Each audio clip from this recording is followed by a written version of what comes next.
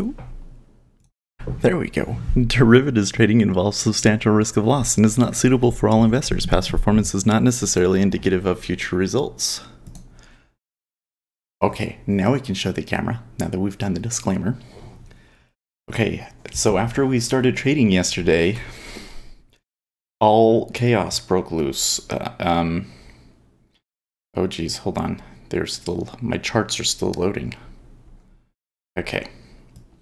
Let's pull up the 10-year. Okay, so we were kind of preferring a short, and we kind of got it, and then it went back against us, and then we really got it, and then after we left, there was kind of a move up, and I think we played it both ways. I don't recall, but long after we stopped trading, I mean, we stopped trading here around 9:30. Not even that, it was like 8:45. Okay, so it was actually maybe way back here. News came out that Donald Trump was planning on implementing tariffs. And here you see this move up is what occurred. And you look at the E-mini, of course. E-mini just totally puked. So we're getting a flight to safety risk-off trade right now. I don't know if there's going to be more information about tariffs coming out. The thing is that the administration was very vague about what they were actually going to do. It was actually, apparently, was even a surprise to Trump's advisors, and they were trying to talk him out of it, I guess. So there's probably going to be a lot more information come out, and we need to be cautious about that. So yeah, we'll see if the E-mini recovers here. I think that the move that we had yesterday was a little overdone. So I think that some of this is going to come off, but it's Friday, and I don't know. This is going to be like a really hard trading day, I think. And I have a lot more things to say about tariffs, but you know, we will do that in a bit once everybody shows up. Yeah. Oh, now viewers who replay your live streams later will see the chat as it happened. Ah. Oh, that is so cool. I love that. Okay. That is great. So we'll still keep the Discord, but that is good news, guys. Okay, well, let's pull up the links first. Bum, bum, bum, bum.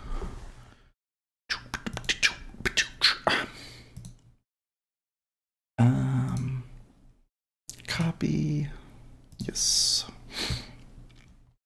And where is Discord? There you are. There you are, Discord. Bonds.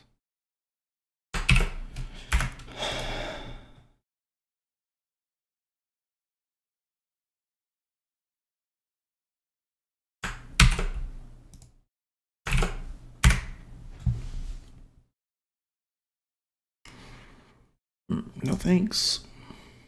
No thanks. Oh, this is not a pump and dump group. It's a cryptocurrency signal. Sure thing, bud. That big order. Did a big order just disappear there? I didn't see it.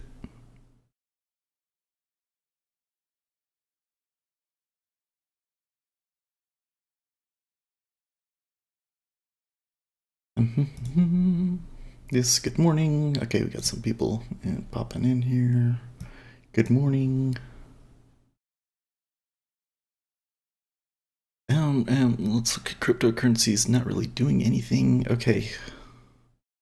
So we pushed through where there was the 4. Ooh.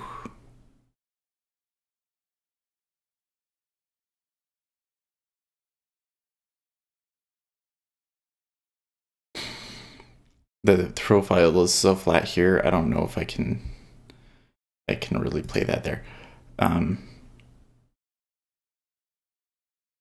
Okay, so where did we see stuff at? Okay, 180. There was a big number, 175. Okay, that's where we're at, and point of control is next node down is 112. Okay, they ticked up and they put some volume on it. So I'm gonna keep. I really would prefer short, especially since we're below the VWAP now. So let's see if it gives us a few more ticks back up to like 16.5. Okay, they're not doing it.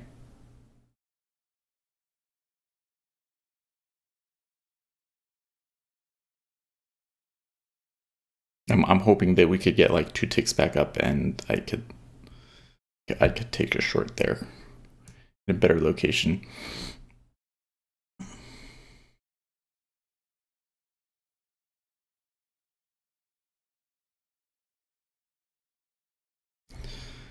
Do you prefer a short? Not just because I like to short things.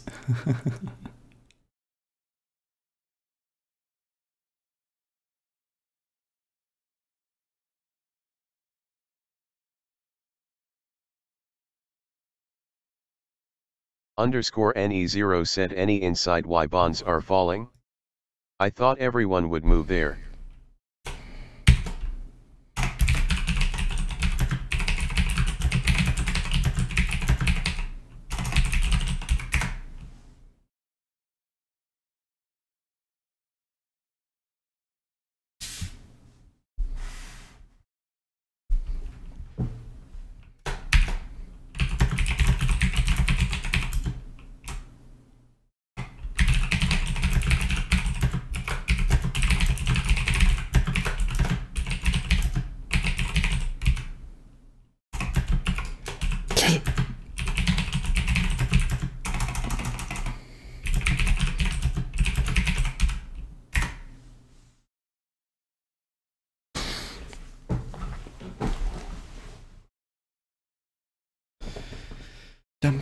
Oh man. Well.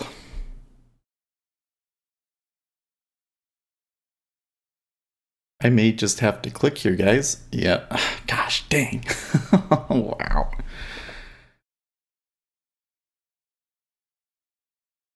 Nope.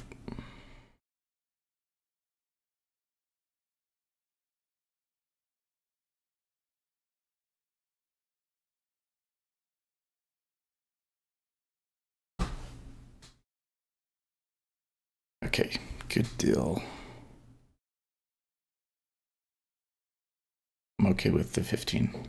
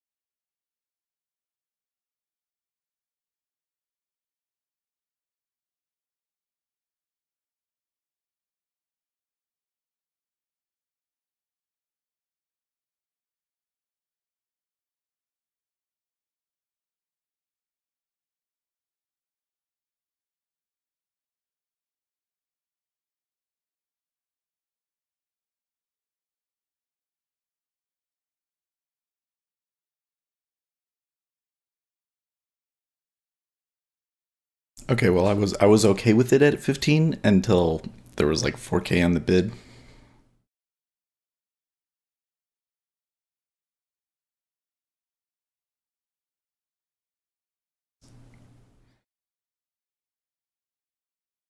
Not quite sure which way this is going to go. Good morning, everybody. It's Friday. People filter in slowly. So if you missed it, YouTube has added a feature where when you're replaying the video, you get to see the chat as it happened. Huh? So I would highly recommend you go and use YouTube chat. Um, no, I think that the Discord is great, but let's just kind of say if you want to be talking to me directly, for the video, just use YouTube because then people will be able to see what you're saying better, and I don't have to like repeat everything that everybody says so that in the video you can know who was asking and stuff. I'm really happy about this.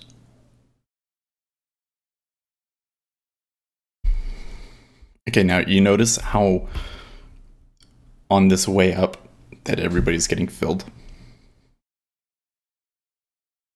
2,000, 4,000. Now it's going to be another 4, maybe even 5,000 on this one.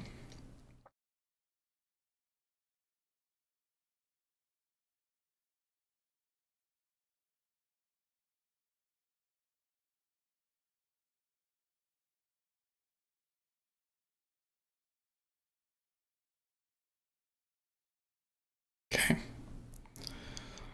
So for a short, I think this is the spot. Since they aren't really putting up a strong bid. And we got an iceberg in our favor.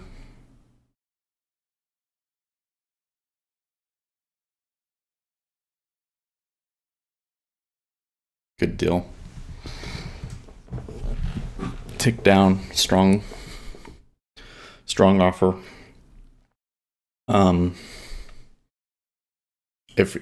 If we're right and this is a good spot, we're definitely going to see lows of days and start retracing yesterday's move. If we're wrong, VWAP right where our stop is. I like this placement, so we're good. Gonna mute the microphone for a second and eat some food.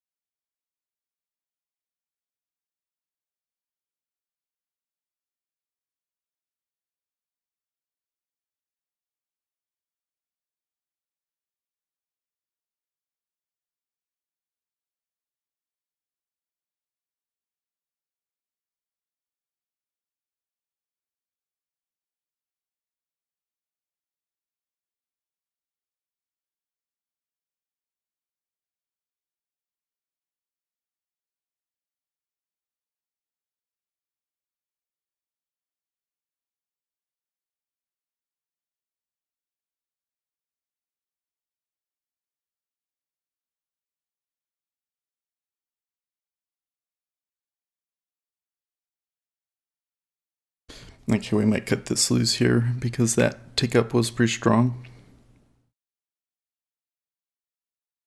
At the moment, it doesn't look like they want to push it outside of the balance area.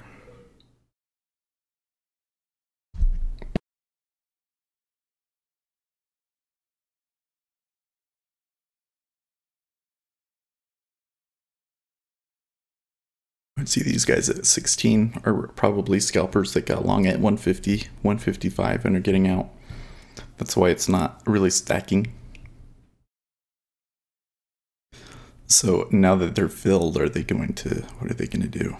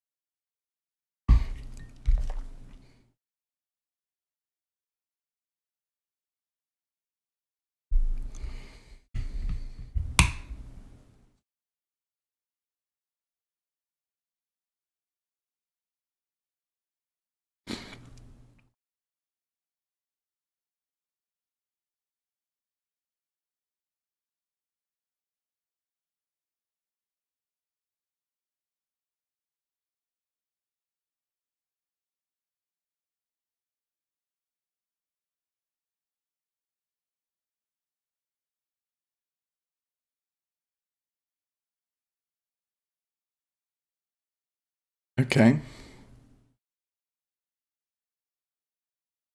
Nice. Over 2,000 there for a second. In fact, very nice.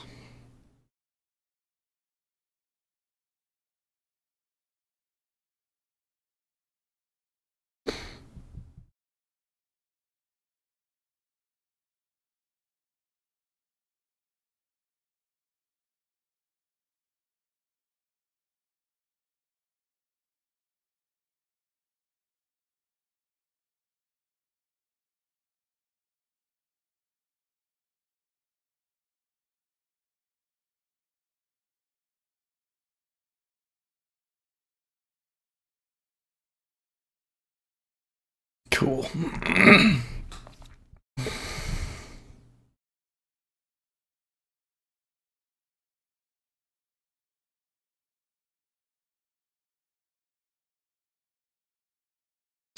Well, it seems pretty random at the moment. We'll see if somebody comes in and decides to take it a certain direction.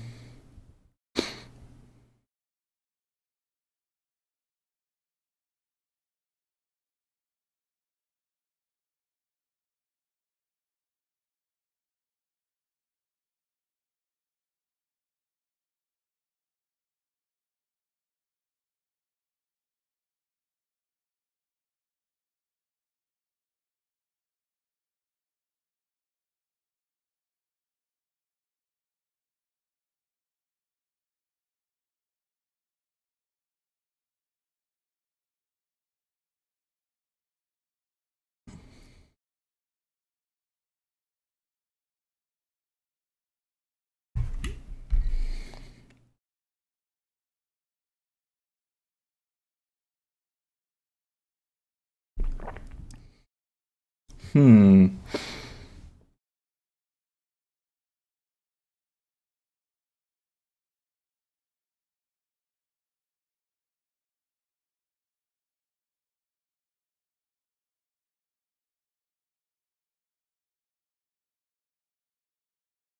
Lots of level 2 games here. ZF kind of ticking back and forth.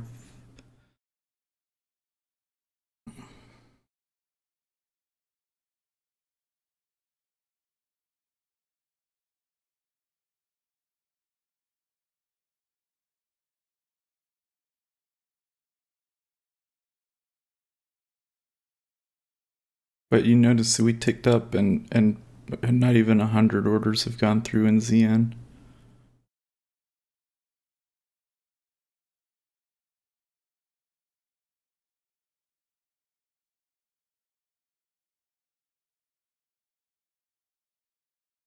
So I'd have to say interest is evaporated.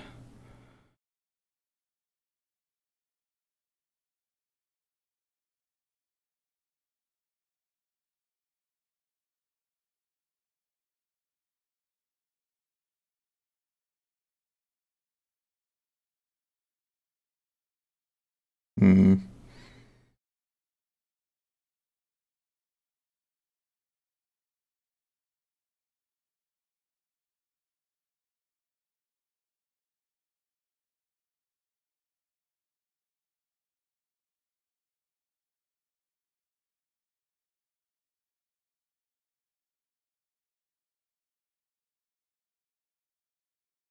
It's always interesting when you get this situation where the bid in ZF is weak, but the offer in ZN is what's weak. There for a moment, the offer looked super, super weak, and nobody even traded it. Okay.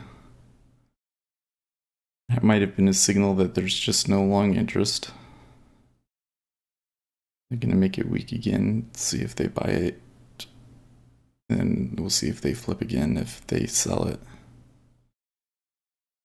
That's what we'd like to see, is we'd like to see it flip again and then just tick down.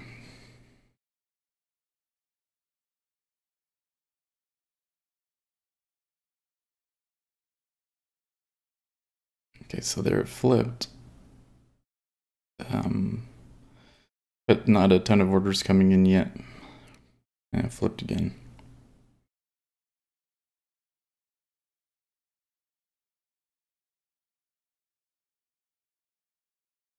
It may have been okay.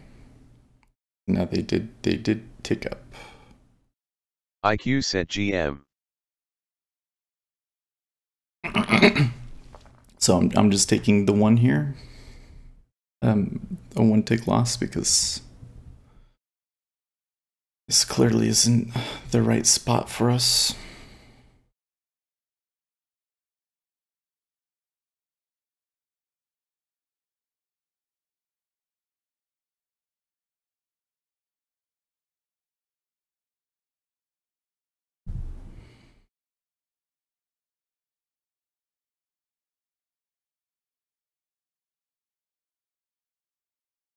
Okay, well, let's take this moment to look at our cryptocurrencies. It looks like we're pretty much like dead in the water. Why did it do that? Why do you do that? Ugh. Windows, no. Why'd you do that?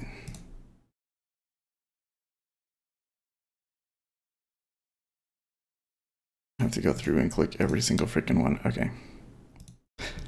Yep. Hasn't moved. Bitcoin. Look at it on GDAX again. We came down, and yesterday they just recovered what they lost, and now we're just sitting here. So nothing really interesting going on there. We could run our chart thing. Generate the charts.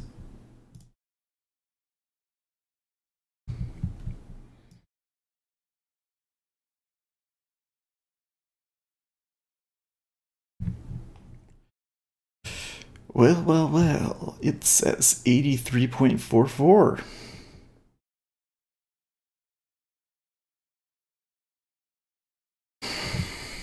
Well, it's not unusual for us to get up to 100 and, you know, come back off of it, but that's not really what you want to see. No. Bitcoin really needs some volume, or it's just not gonna move, guys. Not going to move without the volume.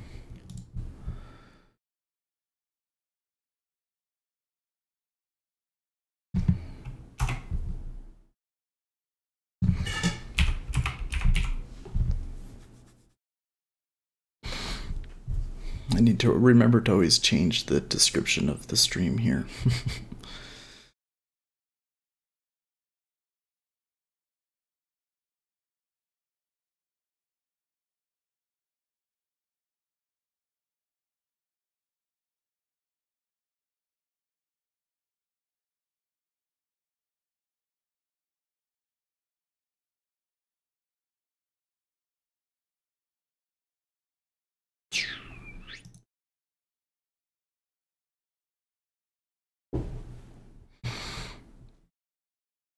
Well,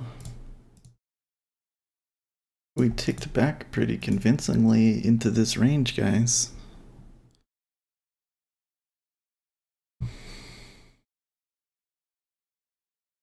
But we had sold it at 150, right? Oh, we had gotten 155. Well, I'm willing to take it now if I can get it.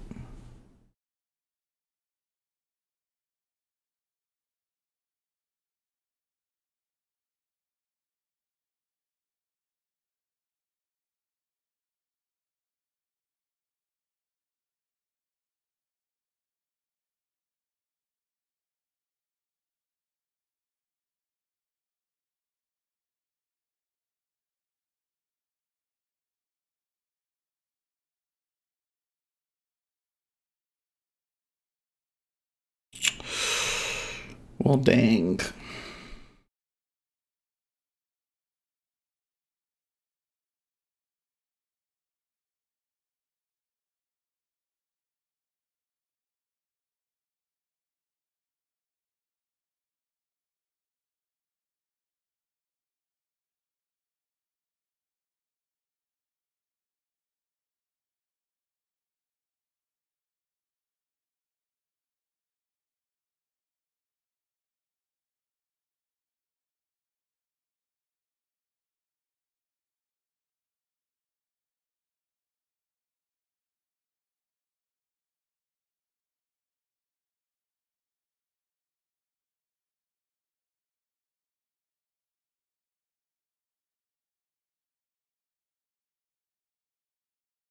IQ said zerohedge.com. Oh,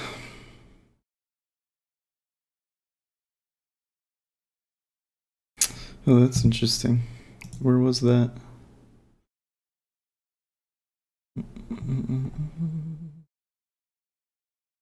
Oh, that's because the US military committed them in their crusade against the Islamic State's last enclave on the Euphrates in Syria.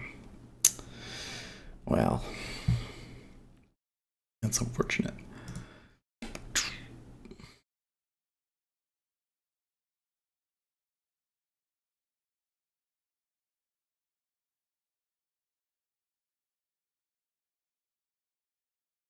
Oh yeah, the Bitcoin private network goes live today, right? See if there's any updates in their announcements. Okay. Yay, we got filled. I don't know if that was legit.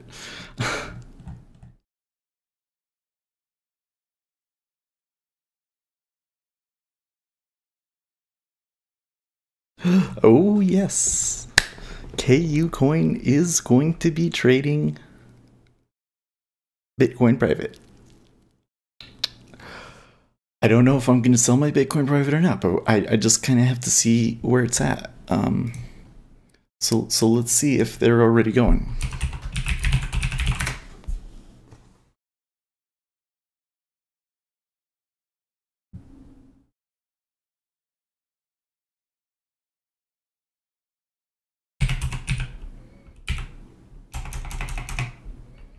Block sell.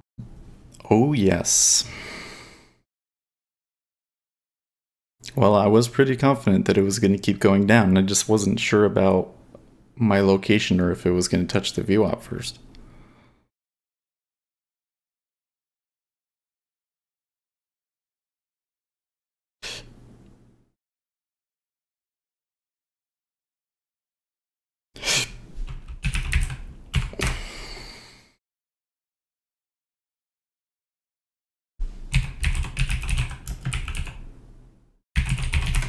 Well, I don't see it on KU Coin either.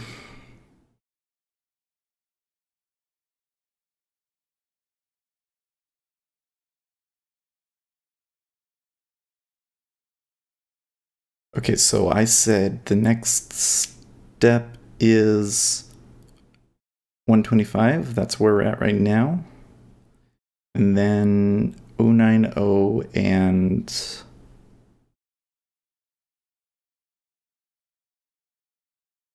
070.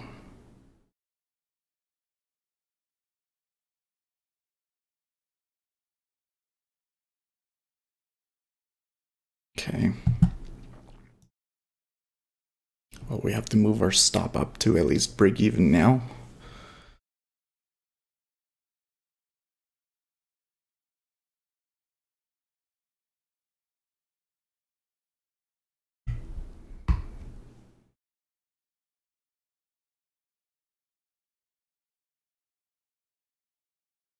I mean, that tick down right there is somebody saying, hey, this is only just beginning. That's how I read that. They're like, hey, look, we're not tepid about this breaking a new low. We have much further to go.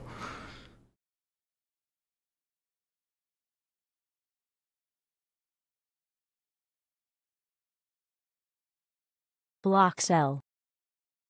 See that?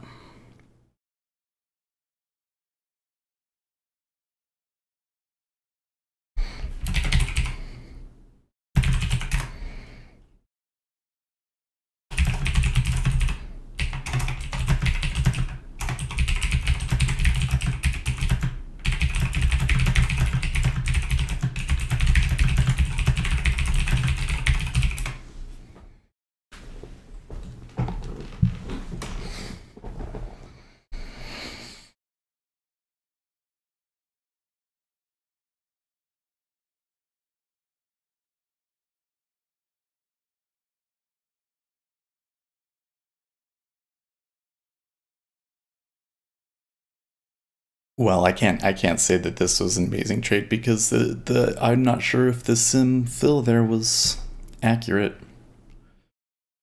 I mean, some definitely traded there, but I don't know if it was enough for us to get filled.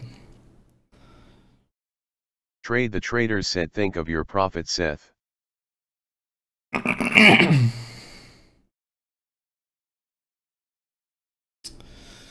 am.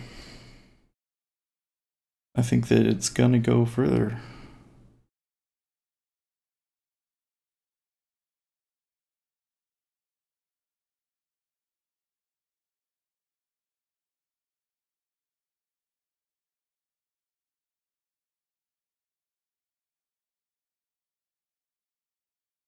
I mean, I get what you're trying to say, because I think the traders is saying, okay, we just had a lot of volume come through. We broke a new low. It looks like they're going to push it down. Now it's going to start becoming very one-sided, and this could be a spot where it turns around. But what I'm saying is, you don't put 5K on a new low and take a block sell just to give it up and flip it there. This guy is going to keep taking it. Where was the last block sell at? We need to mark them. Okay, so there was one at 120. And there was another one earlier, right? 145. Let's remove these ones because I don't think these matter anymore. Okay. An institution is out there, is ready to push this thing. You see him, he's got the 5K right there at 12. IQ said how many times have we seen 143.20 ZB we there again.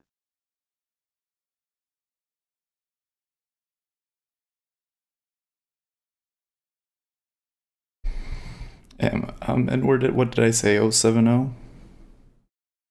Let's confirm that that's actually the right price. Yep, 070. 070 is POC.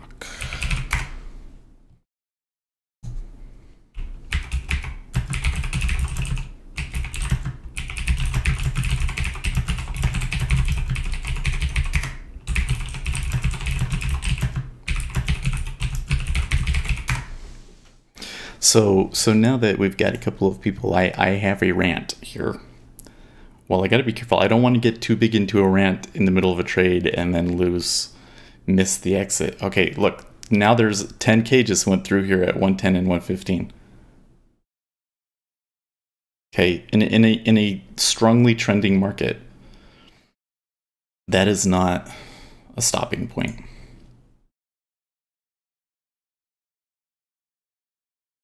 That's good rotation. That's something that can keep going.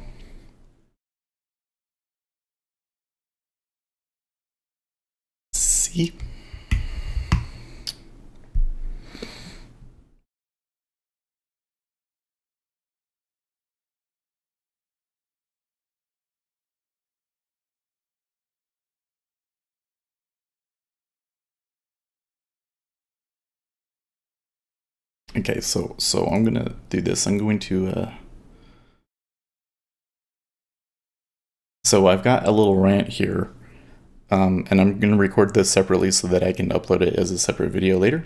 And I'll go through my rant, and then you guys can ask questions if you have any. So here's the thing: there are two things about this whole tariff thing that the market is not telling you. Okay, the first thing is that tariffs are bad for Treasury prices. All right. What do tariffs do? Tariffs are saying that the price for a certain good, in this particular case steel, is too cheap. It's too cheap because other countries are engaging in what the administration considers unfair trading practices. They're dumping steel in America for cheaper than American producers can produce it because they're subsidizing it over at their home, or unfair labor, or whatever it is. And so they're going to increase the cost of imported steel by putting a tariff on it. Okay? That is rising prices. That is inflation. Well, what does inflation do to treasuries? It makes treasuries go down, because then the Federal Reserve has to raise rates to fight the inflation we move down. Okay? What happened yesterday? The exact opposite. Treasury prices went up. Treasury prices went up because people in equities were scared and they sold, and they fled to treasuries to, it was a risk-off trade. Even though in the long run, this is really bad for treasury prices. So what do we have? We have a Federal Reserve that was already kind of hawkish and has already been saying we need to, well, I guess what he said yesterday wasn't hawkish, but they're already saying we need to raise rates. We're going to gradually raise rates. They've been low for a really, really long time, and we need to normalize it so that we have tools for another crisis. And the fiscal policy and everything was already kind of, pushing prices down because we're increasing our debt, and the economy has been doing generally pretty well. Okay, so all of these things are like pushing treasury prices down. And then we're going to come in and we're going to add to inflation by having tariffs. That's bad for treasury prices. And that's why we're going down right now. And I think that that whole move up was basically counter to the long-term fundamentals. It was a short-term move based on panic in the equities market. And that's why I think that there's a good chance that we could completely retrace this move and possibly even go further today. I don't want to get like too greedy here, of course, but that is my trade. Okay, so that is the first thing that this market is not telling you. Wow, okay, so that was a pretty big pushback there. I think I want 110. Okay, so that's the first thing that I think this market is not telling you. Okay, here's the second thing, and this is a little bit more political, and so I want to put the disclaimer on here that I'm not necessarily trying to promote anyone particular viewpoint. I'm just trying to help you understand what the administration is thinking with this policy here. Okay, and here's the thing that the market's not saying. Nobody likes tariffs. In the next 2 weeks, I almost guarantee you that Donald Trump is going to tweet, or in an interview, he's going to say something like the following: I don't like tariffs. I'm only doing this because we have to protect American jobs. Okay? So why do I say that? When you go and you look at analysis of this out there, pretty much what you're always going to see is they're going to say, okay, George Bush did a tariff on steel, and during the time of the tariff, the U.S. steel industry lost 100,000 jobs, or something like that. I think that was the number. Oh, man.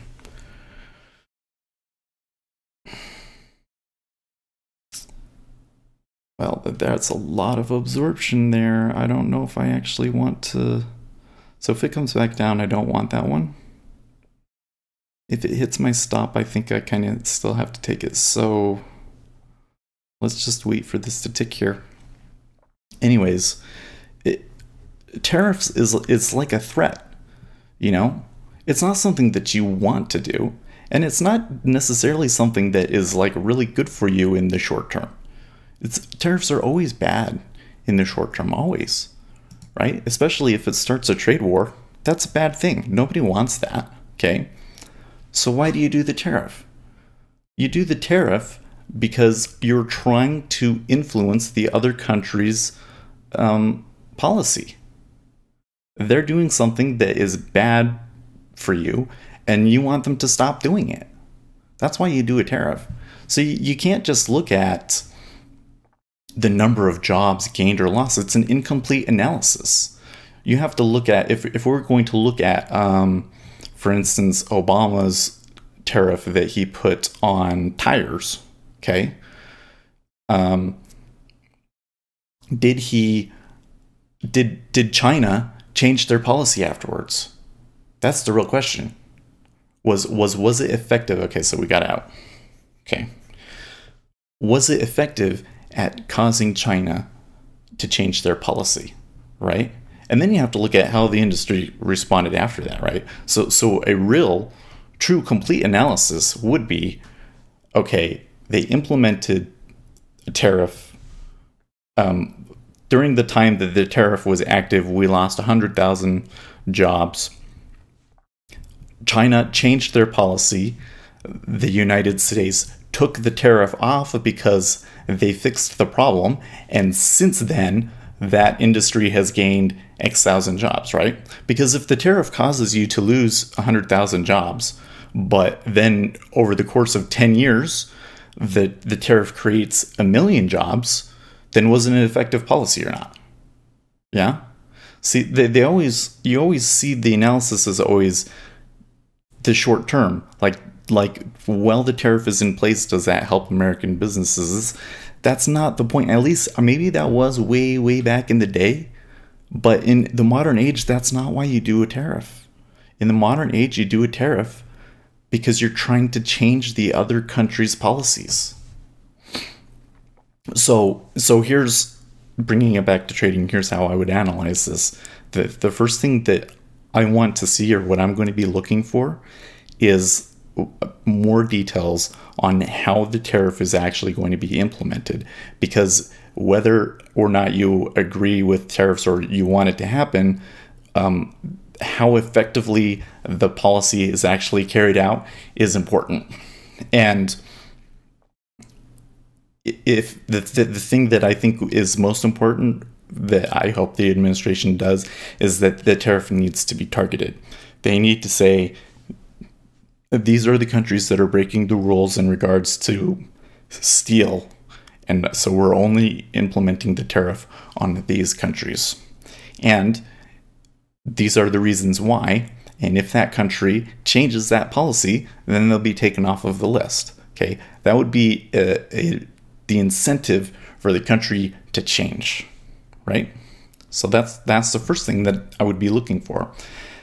The second thing that I would be looking for is, how does the country respond? Now, this one is going to be really hard because I think that it's always in the other country's interest to at least talk tough and, say, we're going to implement our own tariffs and we're going to do these things.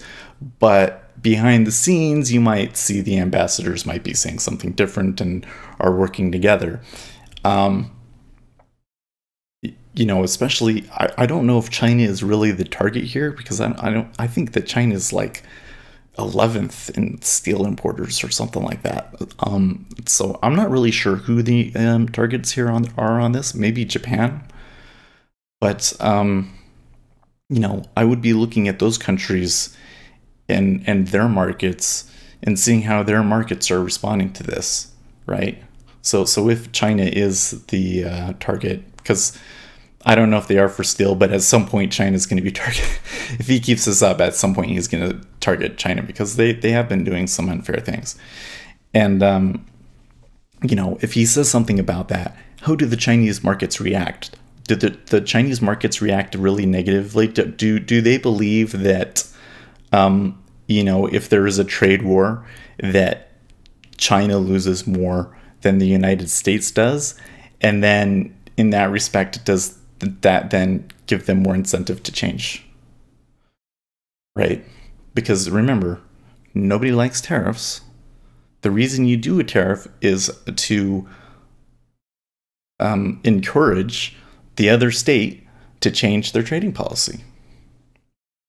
So, well, that's my rant. The two things that the market is not telling you about tariffs.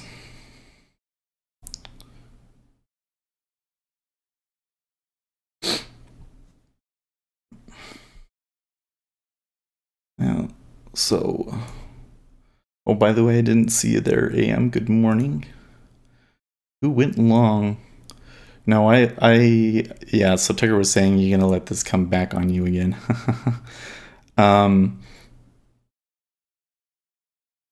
You know, I don't think it's done. What can I say?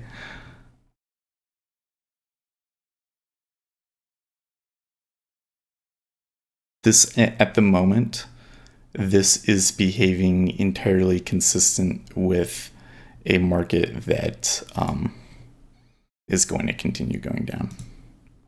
Okay, so we took 155, and how many? Oh, it doesn't really tell us. So now I don't even remember. Well, it was 3 short of 12, right? Because 8 would have been 125, so that would have been 110, 120. Is that where we got out?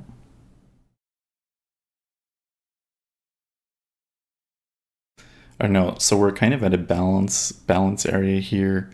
This might be where they turn around and try to make a new low. Yeah.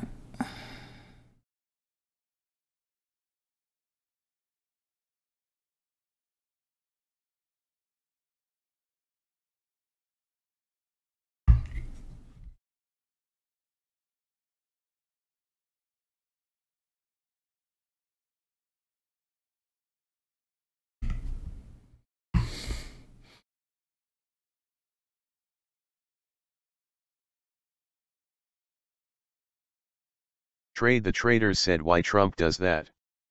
Simply US is bankrupt. USDebtUsDebtClock.org. Well, I think bankrupt is maybe a little bit of a hyperbole. And I also, those debt clocks usually aren't very accurate. I mean, they just take a number and they just keep going and they adjust it every once in a while. But debt per citizen, $63,000. Debt per taxpayer, 171. Well, I think, you know, this is another thing though, Trade the Traders, that drives me nuts. So let me pull this over here so that you guys can see what he linked us to. So this is like a debt calculator, and it shows us the debt on all of these other metrics, right? So there's something that's not on this clock that's really important. Can anybody guess what it is? We're probably not going to answer. There's no debt to GDP, right? The national debt only matters in as much as your ability to pay it off, right? Like if you make $1,000 a month and you have $10,000 in debt, okay, and you use that $1,000 a month to live, you're living paycheck to paycheck.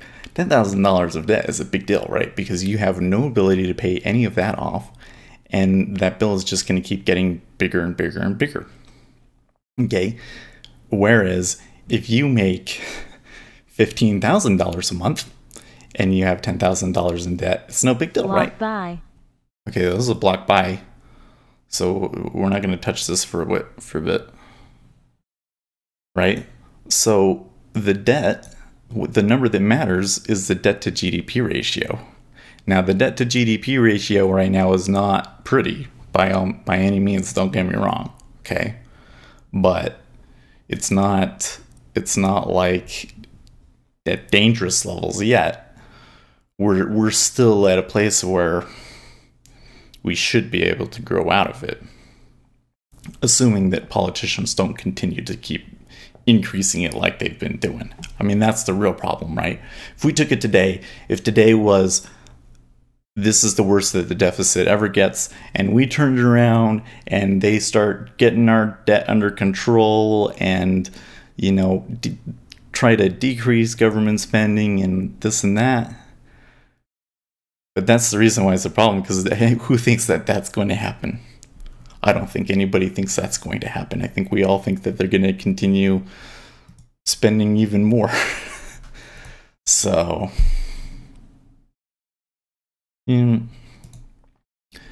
but I don't think that's why he's doing it. I think he's doing it because he thinks that they're being unfair.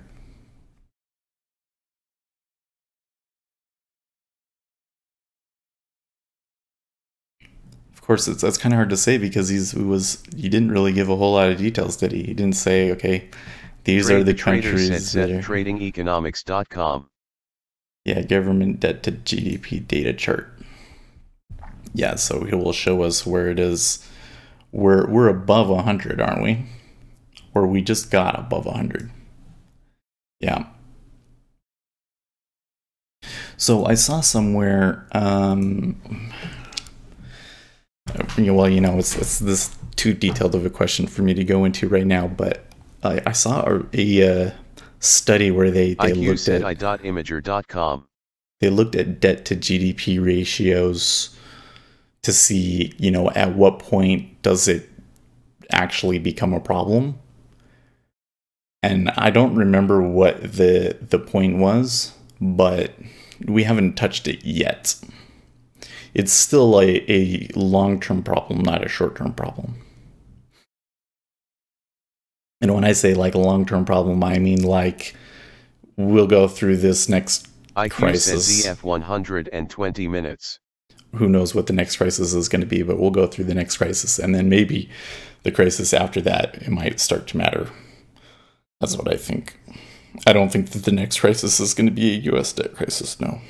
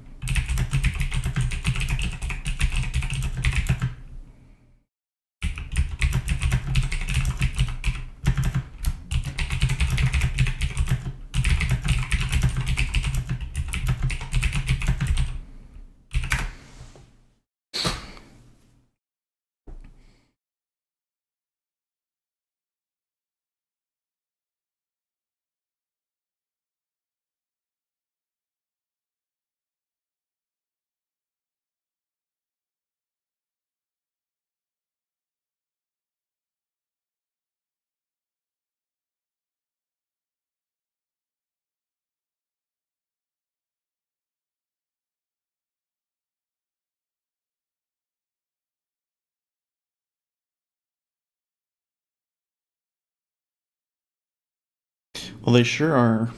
They sure are making it questionable here, aren't they?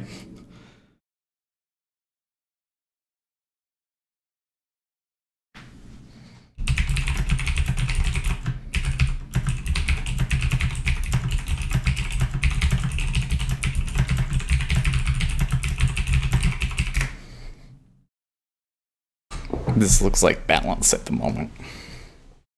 There was a big order there. Tucker said ZF refusing to trade lower. Yeah, I think that we're gonna balance here and bounce up a little bit, but this seller might be insistent and might change it all really quickly. So I'm not going to take a long. I mean, that would be against my rules anyways. I only want to go short below the VWAP, but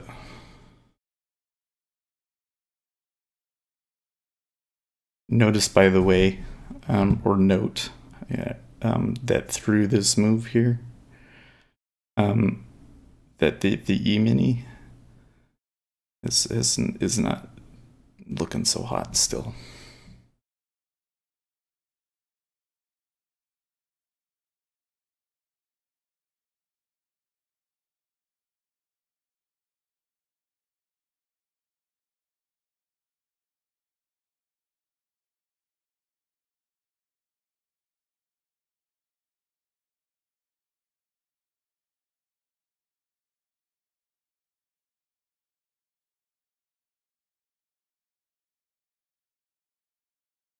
IQ said 055 sub-mental level ZF. Yeah, it could be. Well, we were there yesterday, weren't we? I mean, those were like the highs. Not even the highs yesterday. That was just kind of like a pivot yesterday.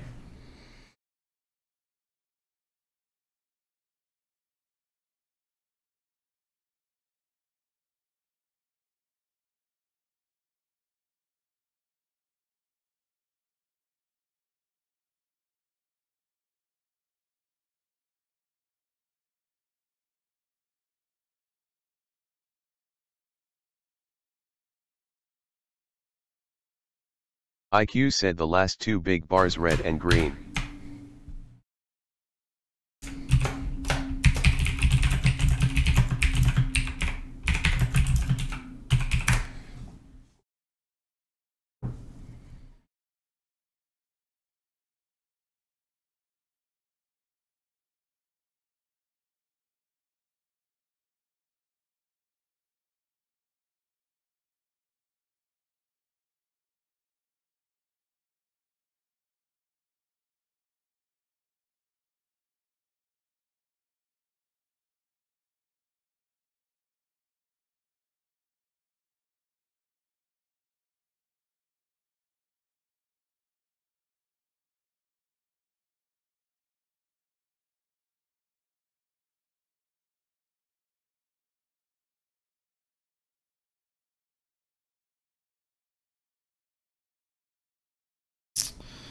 Yeah, it looks like the buyers are starting to win here, and they did just hit through an iceberg.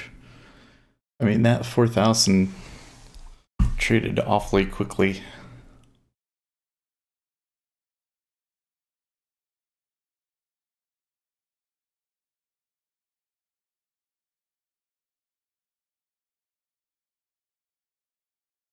IQ said i.imager.com.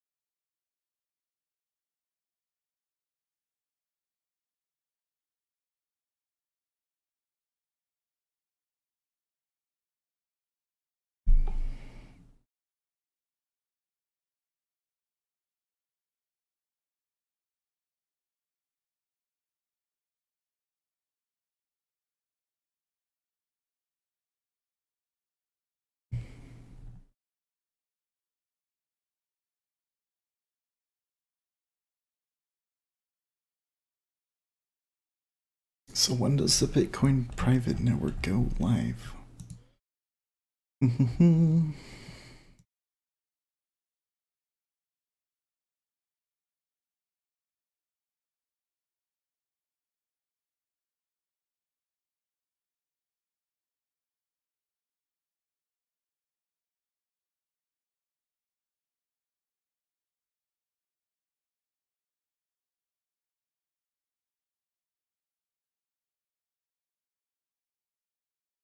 Well, they came back up there, but they're having trouble even breaking a new high.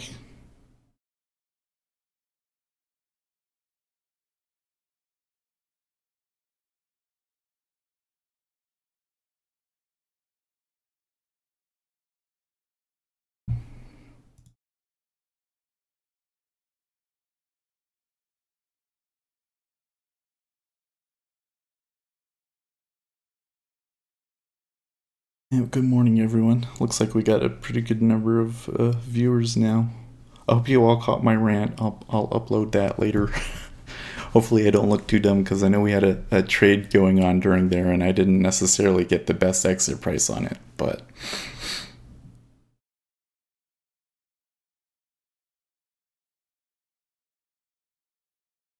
I feel like there's some important information in there.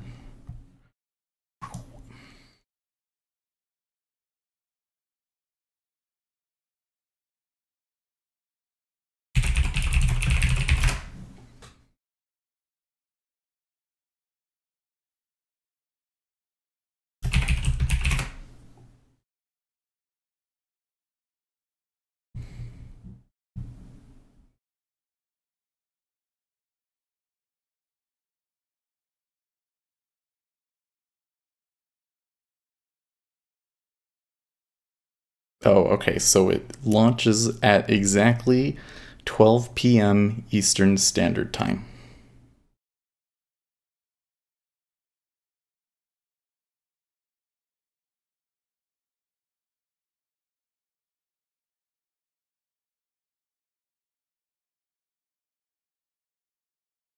Oh man. Okay. This is a great post here. They're talking about FUD in Bitcoin Private. And this guy says, doesn't matter, all the FUD came from the ZCL kids who lost money on it. So they created FUD so that you would lose money with Bitcoin Private. They're gone now back to the basement. Also, the people who bought ZCL for Bitcoin Private and withdrew from the exchanges probably bought high at like over $100. So selling Bitcoin Private under $100 makes no sense. So I think that's important because it gives you an idea of what Bitcoin Private should be worth when it goes out. For these people to even make money, it has to be at a certain price.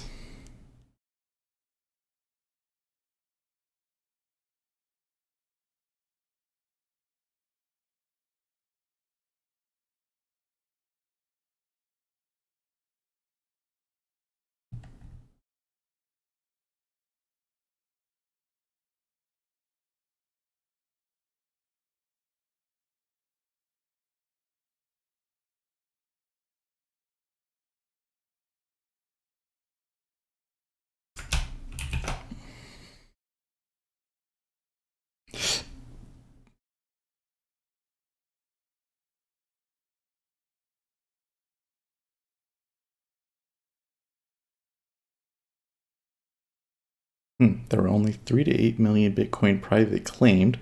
The unclaimed coins will be burned in 2019. This means the circulating supply will be way less than everybody thought.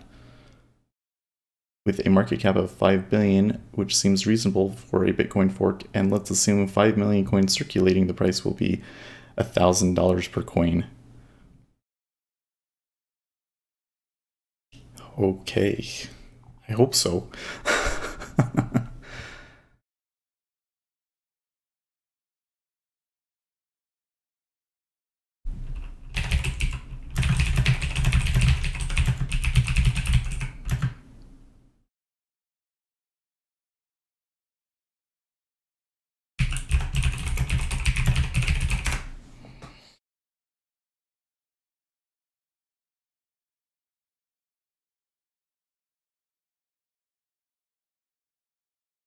Thinking about going short again.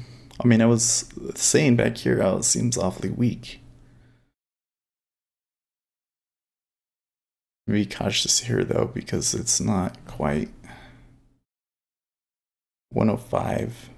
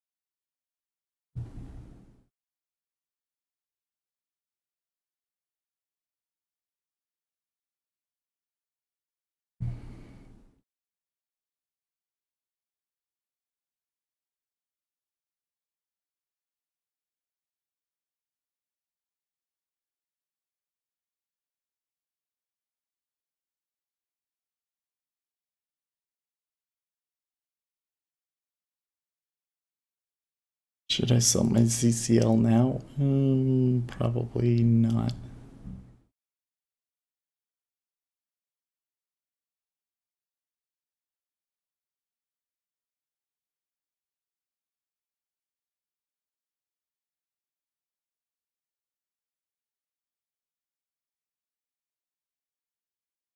Well, I mined the ZCL and I got 0.35, which, if what these guys are saying is true, that's $350. I think I got the better deal than the people that bought ZCL to try and get in. But we'll see how it turns out, right? What did they lose on ZCL versus what did they gain on B? Okay, so they touched 10.5.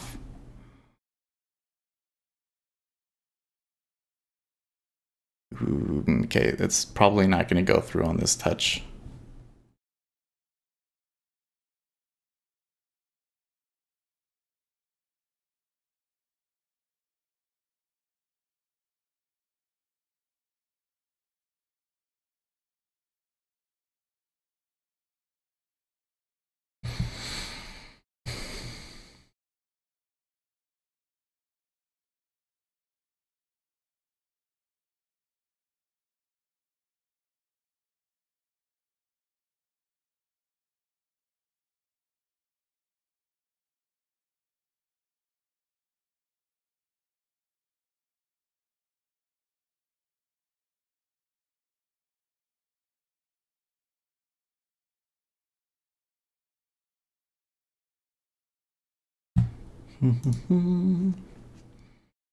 Dave K, it's too early. Too early to sell the ZCL. I think that if you're stuck in the ZCL, that I would just be considering the Bitcoin private, the reward, and assume that the ZCL is a complete loss. And if it ever, pumps, then I would get out and hopefully you make some of it back. That's what I would be doing. Because here it's selling it here at this point, you're selling it where like the risk reward is like most skewed. So I don't think that selling it like right after the snapshot is the best place to do it. Seth, could you point out what absorption looks like on the DOM as well as icebergs? Thanks. Yeah. Well, so the way that I identify an iceberg is when I see orders go through and the level 2 doesn't change, isn't affected. And it commonly happens when the bidder offer looks weak. Like in the 10-year. Okay, see, there's only 275, but look, 500 contracts just went through there and it stayed 500 the whole time. That's an iceberg. Now six. So 1,000 orders went through there and the level 2 was 500 the whole time. That's an iceberg.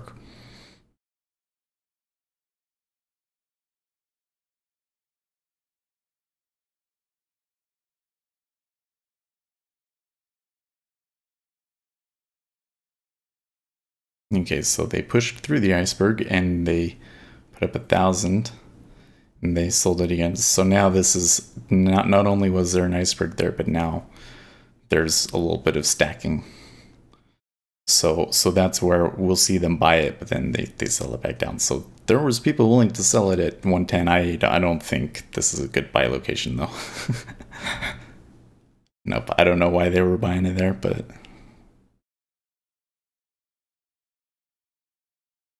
we did touch the low. So I don't know. I think that we could come back to 13.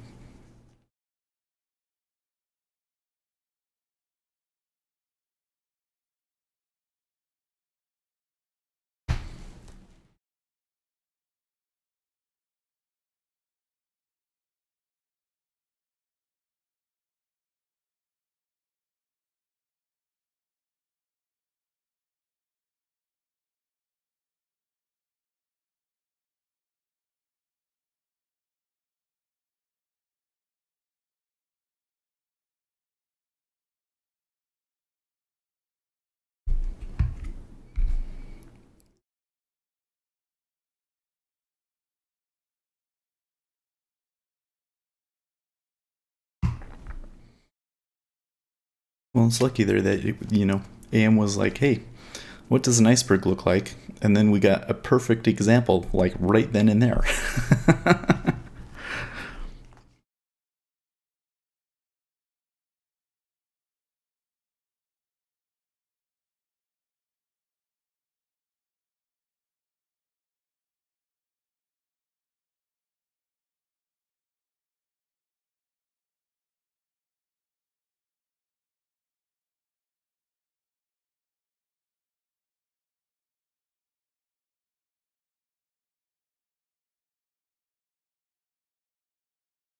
Okay, good uptick. I want to be right here in this, 120, 125 area. It seems to be kind of a balance, and 13 is kind of like the top of the range. I'm a little cautious because that it could people might consider this a double bottom. You see, it touched it, came up, came one tick short, went back down, touched it, and now we're back up. If they can make a new high above 13 half, well, a higher pivot at least above 13 half, then it could be good long for until the VWAP.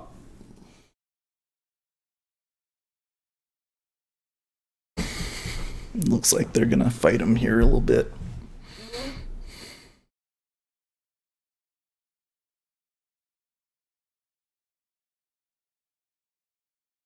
My wife confuses hodling with hatching. She told her friends that I'm a Bitcoin hatcher because I've been sitting on my Bitcoins since 2013 waiting for them to hatch. Wow. And he's had Bitcoins since 2013? My friend, good for you. This is on Reddit that I'm reading. That was the Bitcoin subreddit.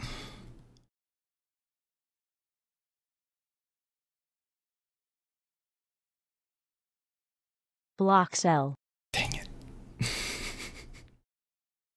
I realized what was going on way too late, didn't I, guys? Snap.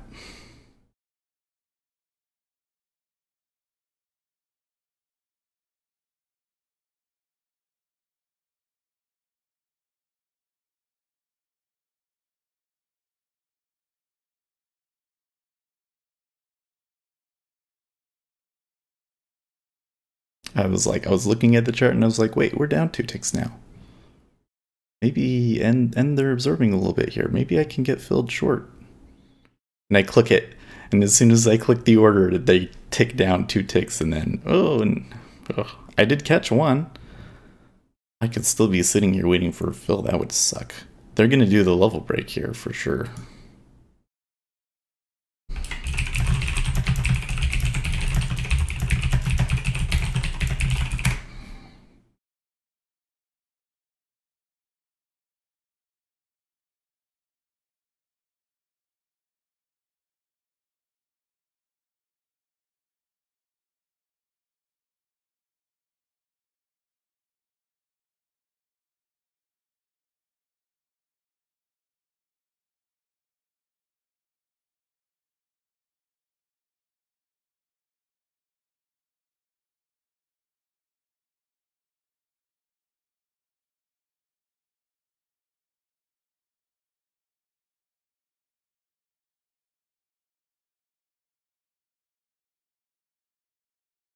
Yep.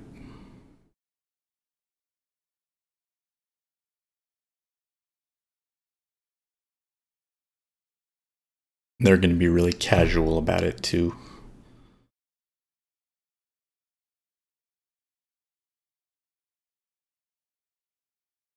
Maybe wait for the 5-year to get in position. Yeah. Come on. Guess not.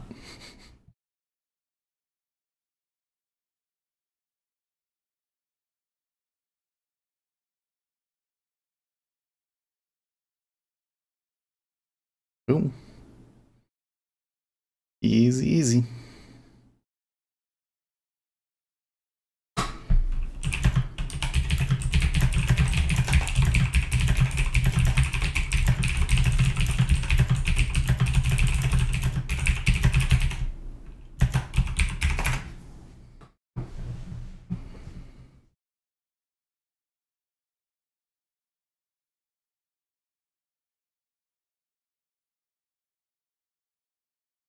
Yeah, if I could have, so I went short at 150, and I got basically um, eight.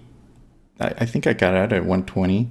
If I had been able to get in where I wanted to at 125, then I think that getting out and then taking the short again would have been a great way to play it.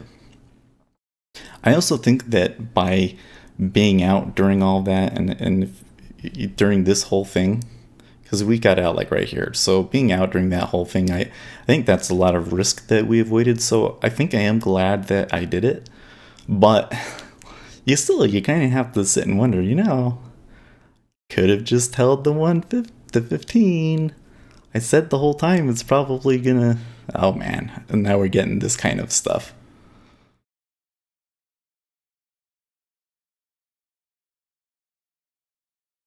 So that particular trade or signal that we just got there is one of my least favorites, because basically we have a strong trend down and it just moved up like 2 or 3 ticks. Sometimes during a strong move, that's a signal of continuation, but in the place that it was, it's hard to say. So now I'm kind of sitting here like getting a little nervous, and they do that to make you nervous. They want some people to buy so that they can get more short, or vice versa. It's not. It's only if it was like when we were really moving, and I saw that 3 ticks, I would take that. But otherwise, it's just kind of like you don't really know what's going to happen. It's not my favorite signal.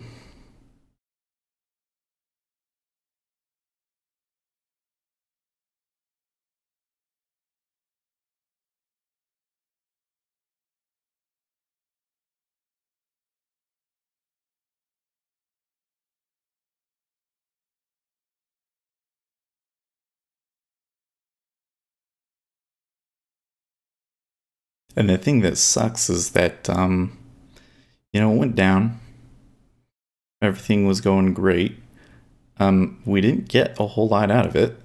And then it immediately ticked up the 3 ticks. So, like, it didn't even really give me enough time to get out,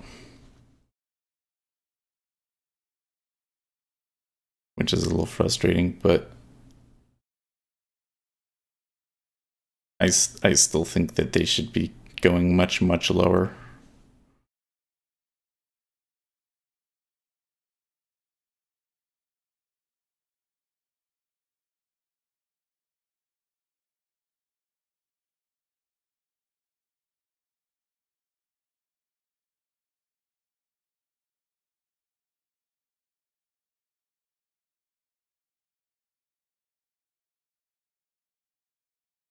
Yeah, and the level 2 flipped there.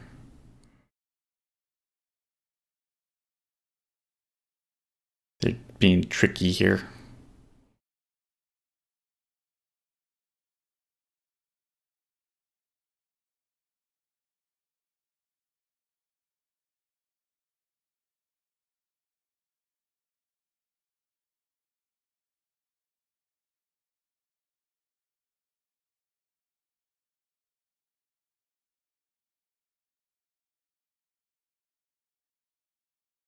You see how ZF does this, like, shoop, shoop.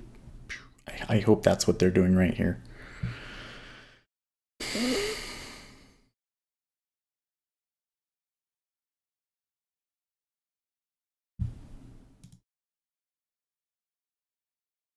So Seth, are you mining the ZCL for the coming split? So Dave, the way that I did it was they had a mining pool where you mined ZCL for them, and they would give you Bitcoin private in exchange with a certain like bonus or something. So that's how I did it.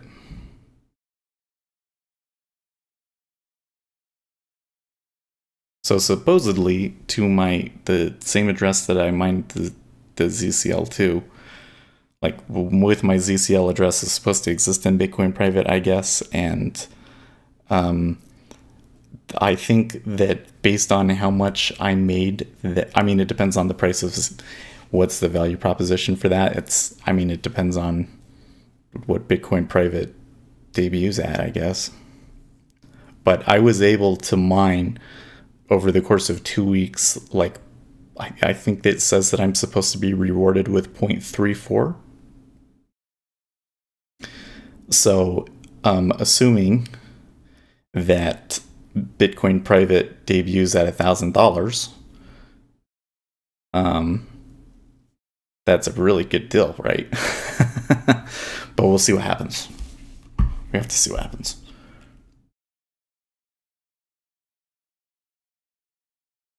It may not debut so high, and people might get really frustrated at the beginning, and then I'll end up looking screwed over. So let's see what happens. And I think it goes live at in 2 hours 20 minutes.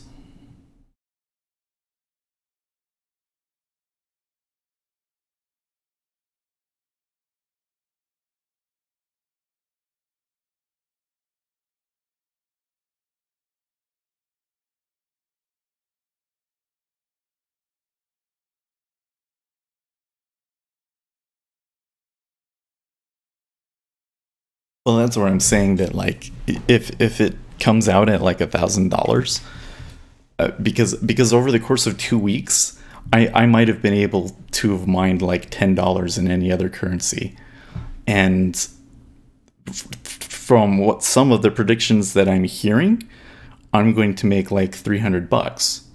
So your value for your mining is quite high if it turns out well.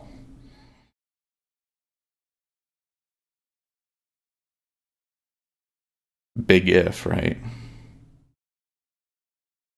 Those predictions are probably a bit rosy, but they have some good logic behind them, because a lot of them are based off of the market cap of ZCL versus how many coins got claimed and stuff.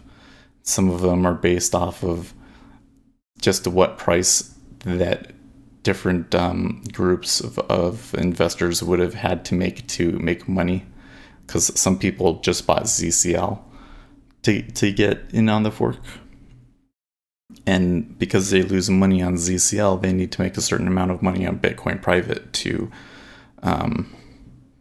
make money or break even. And so there's a certain price that kind of there's not much incentive to sell below because of that.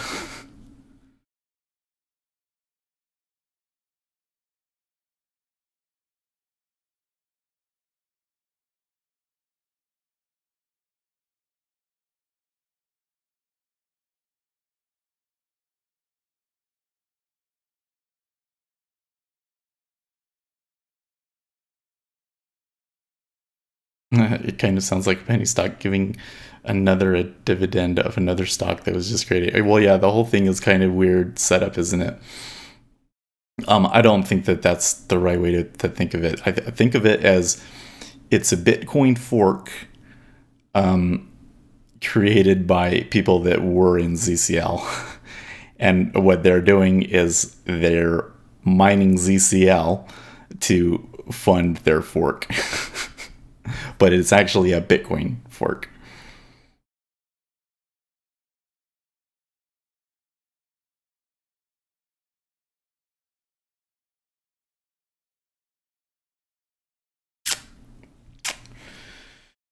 I don't know, guys.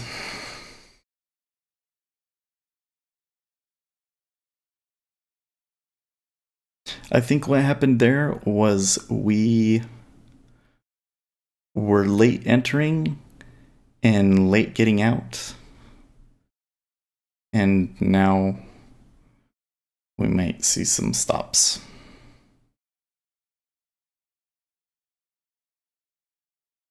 There's still a chance that it turns around right here before our stop hits.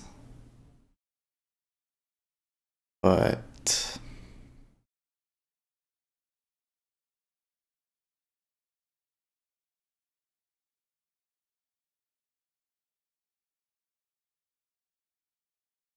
Okay.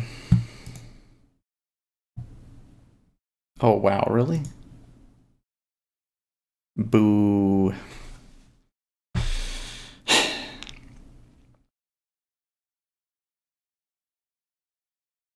Well, the real issue was on this one. We should have gotten the 10. This should have been at least 125. And this could have been a profit.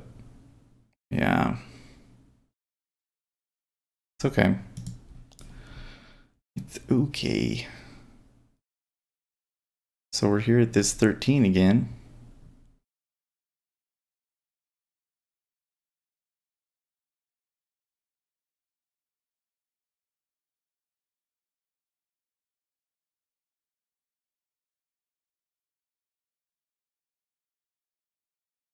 Tucker said sure, but why hold all day long when you can scalp back and forth and prevent yourself from holding a huge bias for the day?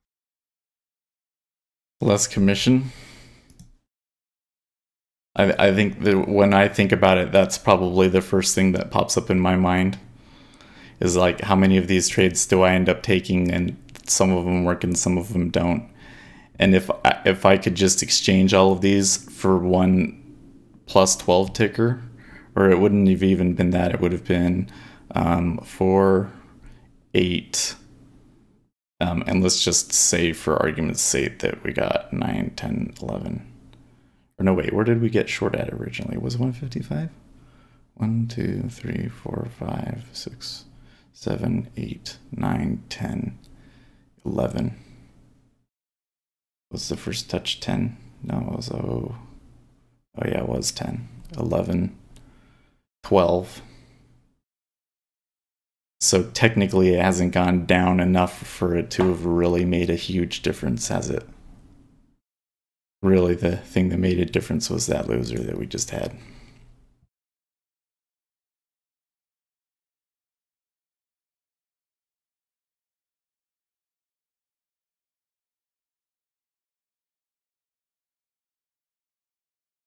But let's just say that we break this 09 and we go another 16 ticks. Now it's like, maybe he should have held it. Tucker said maybe our reads differ. My read is that we had a strong push near the open and now it's just chopping around, maybe looking to key off the ES with tariff talk. And I don't see that. So the reason I just disagree with that was this move right here, very, very strong cumulative delta. This move right here, very, very strong velocity. The sellers are winning. The only reason it's going up right now is because the sellers are letting it. That's how I'm seeing it. I guess in cumulative delta it is kind of chopping around though. And there is probably a pretty good chance now that they could make it back to the VWAP now that they've touched 13.5. So this is what we were waiting for like 3 touches ago. But this is the top of the range, don't get me wrong.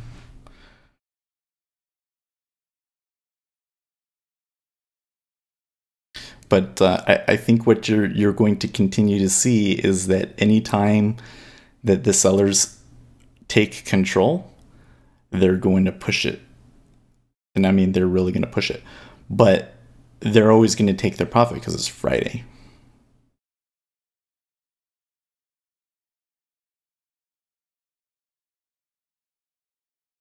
But the fundamentals do not justify, well, in order to justify where we currently are in price, we have to say that this, okay, that was 121. We have to like zoom out, don't we? Okay, look at where we are right now. Okay, so we'd have to say that all of this movement down that we've had since the beginning of February doesn't matter anymore. No, I don't think so. Because since that time, we've only seen more signs of inflation, and this tariff stuff means that there's going to be more inflation. Tucker said Friday, no news, big move off the open, NFP next week, no need to push the edge if you're a large lot guy. Immo they'd scalp out of the couple thousand contacts they have on and taken. And take an early weekend. Okay, like, but hasn't all of the block sells and the push down and all of those sorts of things already invalidated that theory? That they're just going to scalp out a couple thousand contracts and then take an early weekend? No, they made a real push there. And look, even now, they touched the 13.5 and it's struggling to break through it. It's because we're in a bear market here. So every push up is just kind of like excruciatingly slow and uncertain. And every move down is like you're chasing it. IQ said only one report at 9.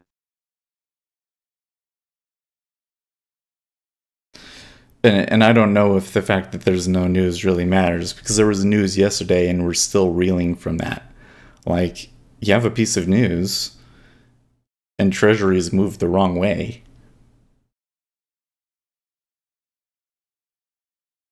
That doesn't mean that Treasuries would just sit there and get boring there at that price. No, they're going to try and retrace it.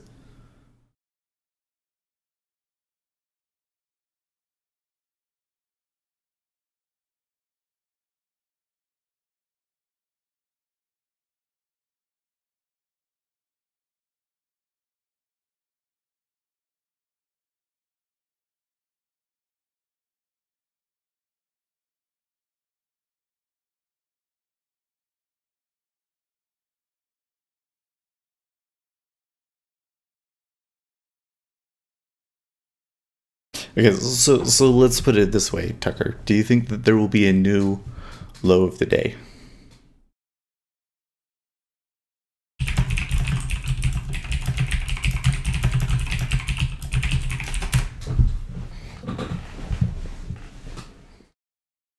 Because I do. Tucker said MMMM.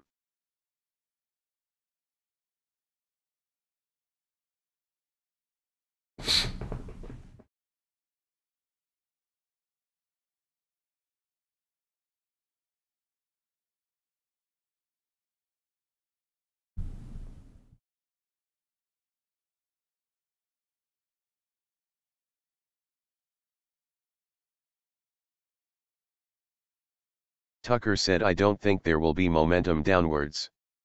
Maybe a new LOD, but not a crack for 5 or 6 ticks like earlier today. IQ said in which contract /MKT.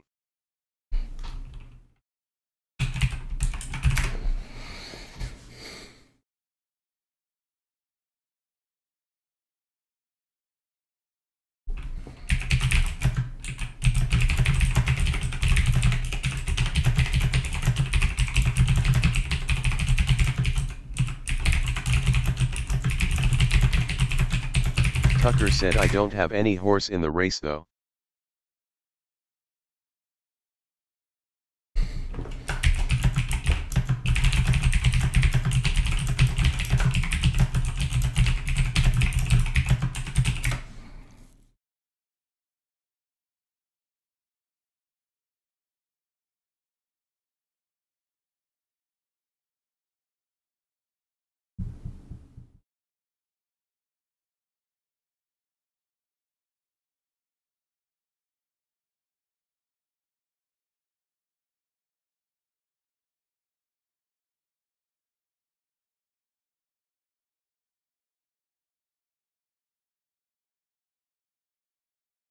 IQ said we already at lows of ZF.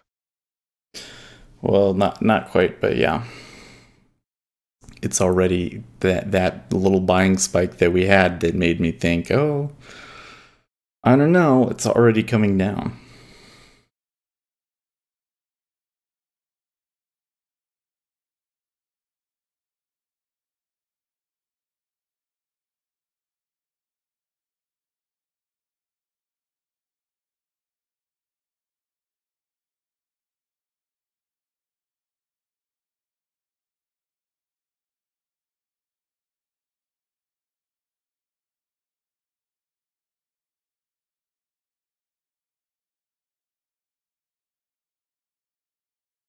Well, dang.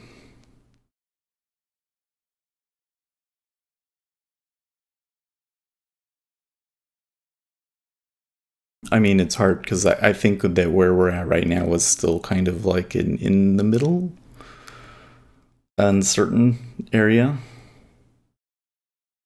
And there's still a chance that we go to the VWAP and bounce. But the prediction that I'm going to make is that we haven't seen the low of the day yet.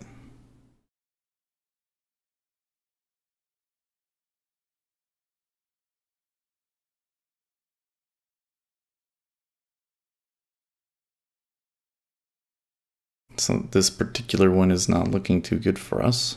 Well, okay, that was nice.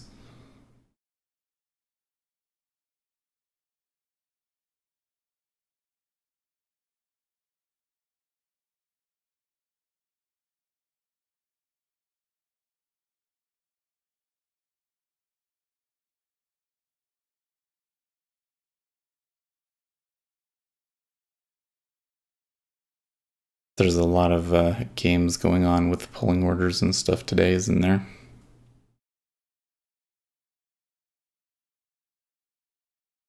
A little frustrating because I trade CN to get away from those sorts of things.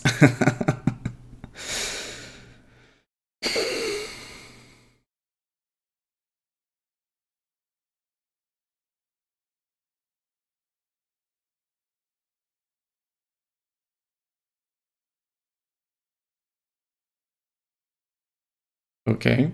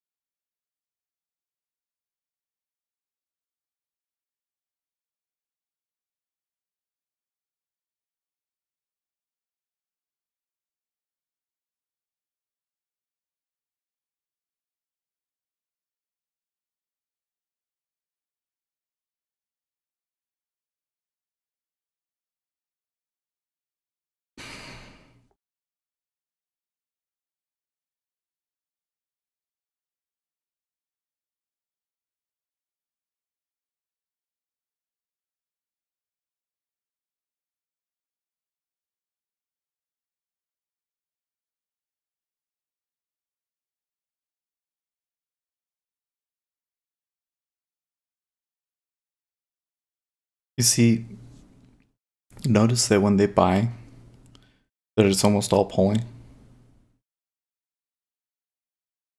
That was all pulling. Only 7 contracts have gone through at 125, but the offer is already weak.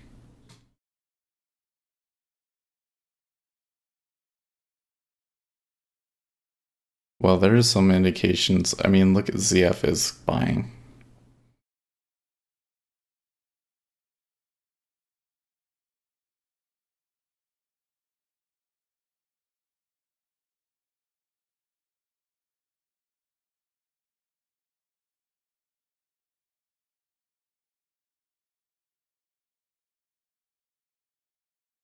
Hmm.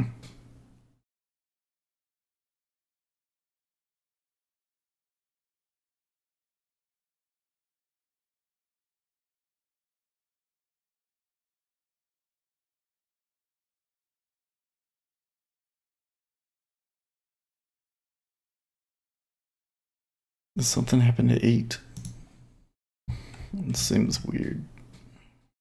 Yes. Consumer sentiment.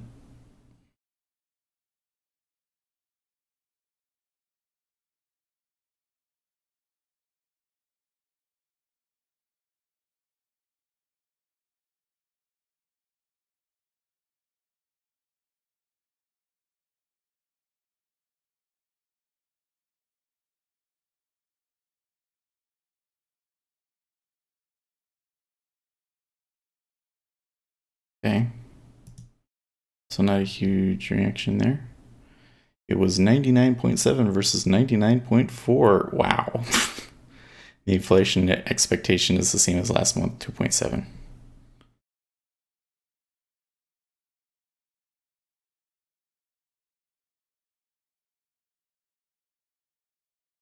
Trade the traders, said Seth. A little economics and analysis.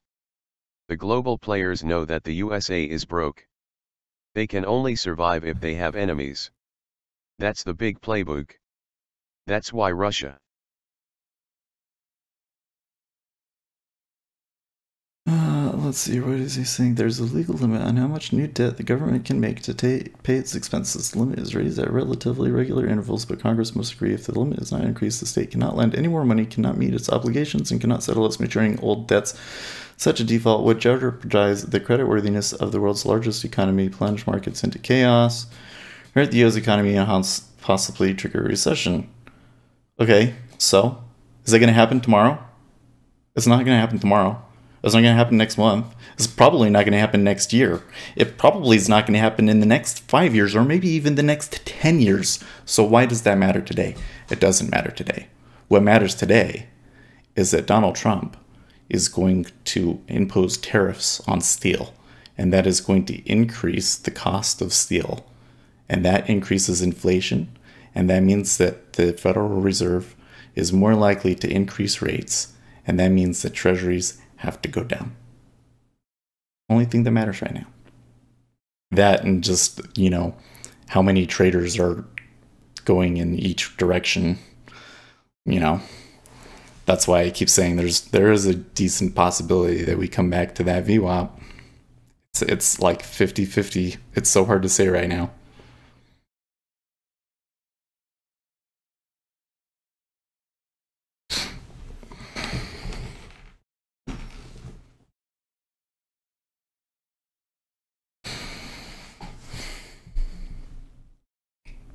I would prefer to not be in this at the moment.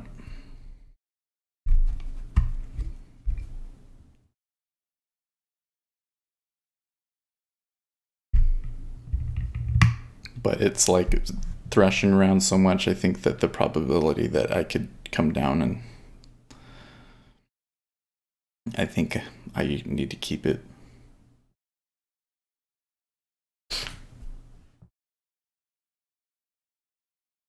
Bum bum bum.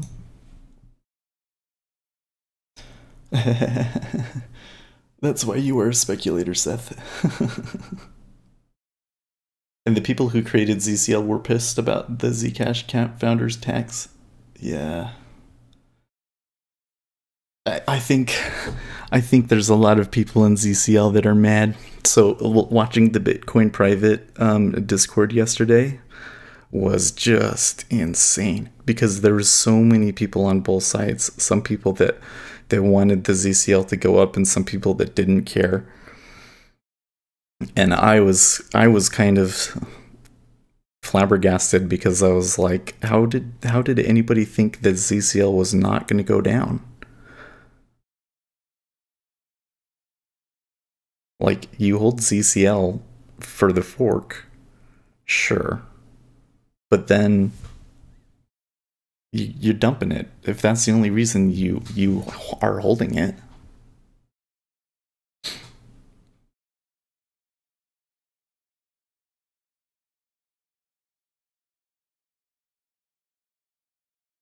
Crash, yeah.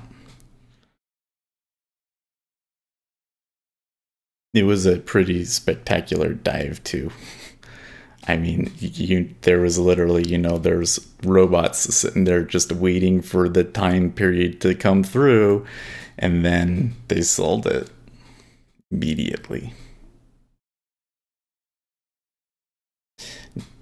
Now I'm a little confused on one thing, because I still see people talking about holding it until Bitcoin private goes live, but like the snapshot was taken, like, well, I think you should have already have gotten rid of your ZCL, right? There's clearly some things about this whole thing that I don't understand.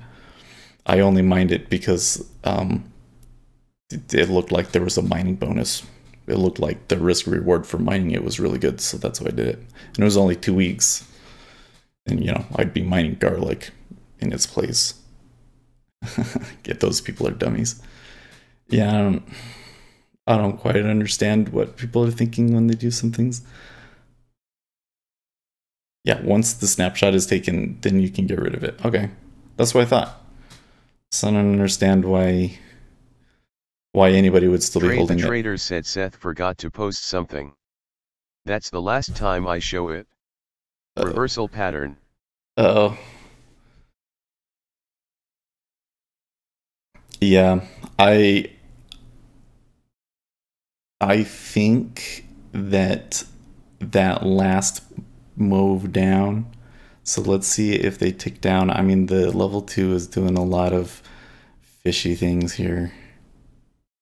The traders said. I think this is the thing that matters the most.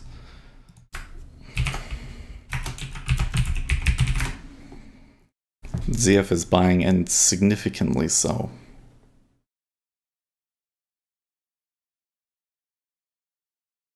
And I think that's why we're moving where we are.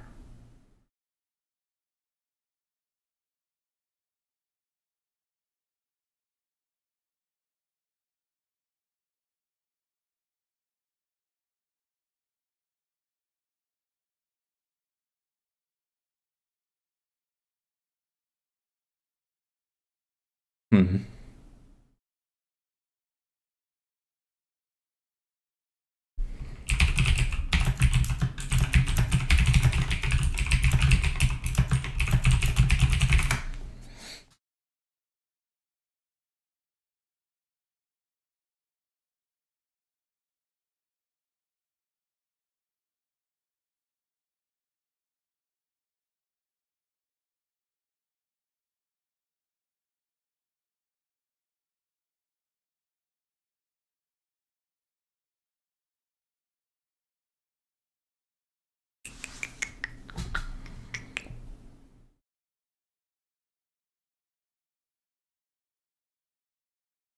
Jeez.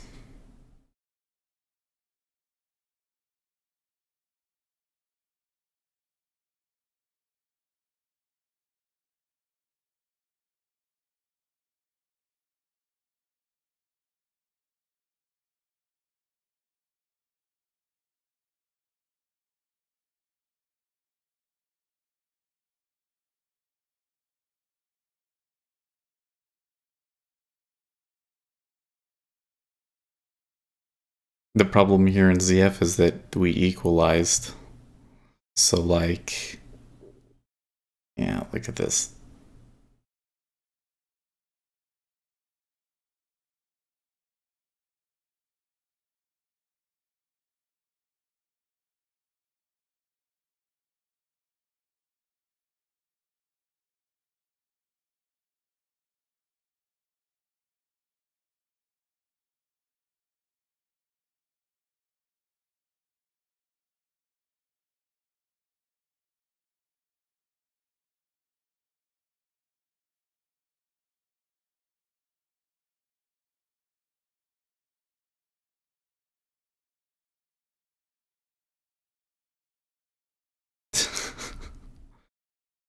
What?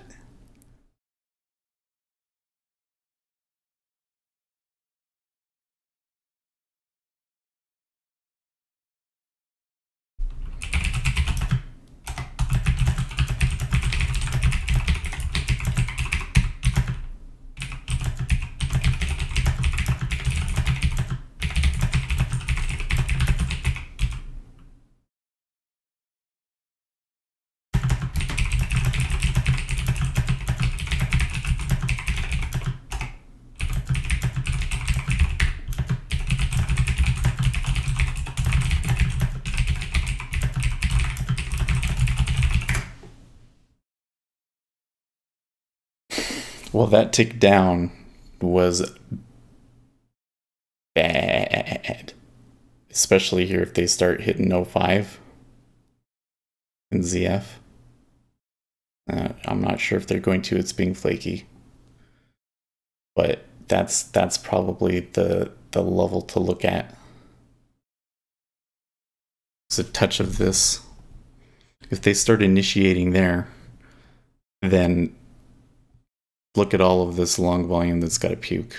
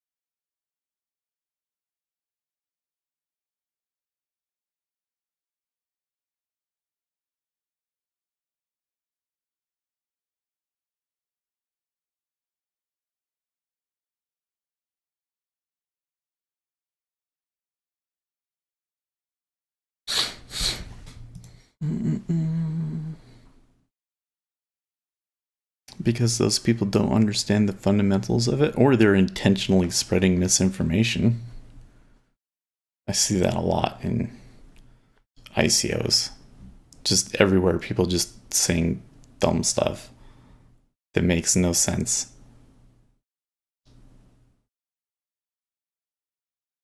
I think the funniest thing is with the mining. They put out misinformation to make it hard for you to mine, but it's like, I mean, come on. Anybody that's going to mine this thing is going to figure it out one way or another, dude. So all you're doing is making it hard for people. You're not actually keeping anybody out.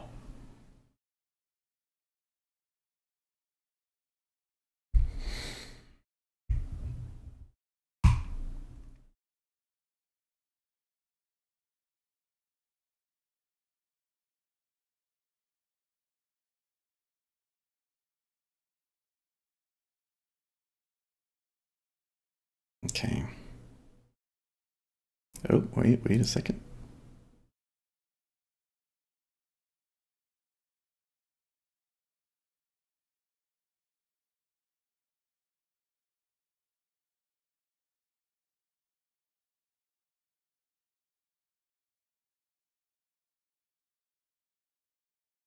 Okay.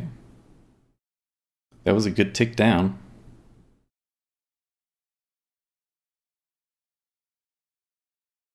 Now they're going for it.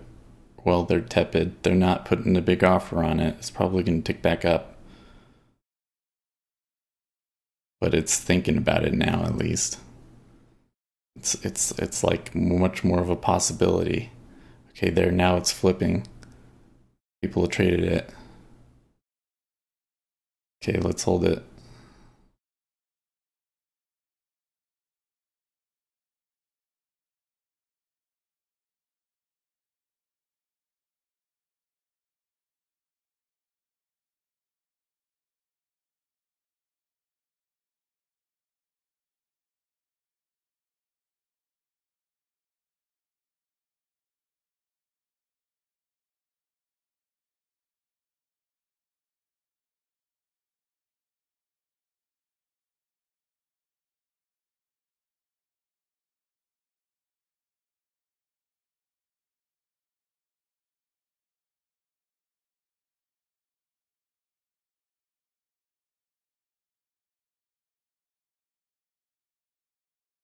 Here's that flaky level 2 again.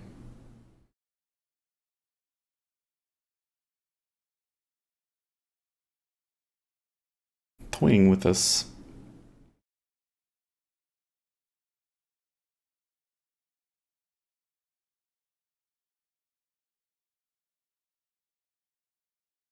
Well, in other news, the E-mini may be basing here.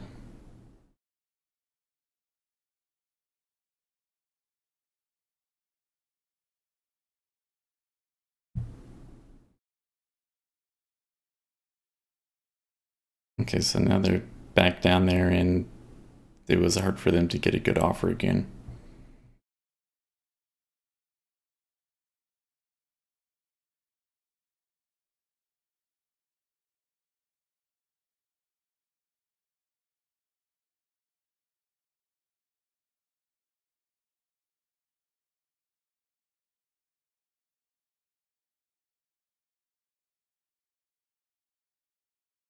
Okay.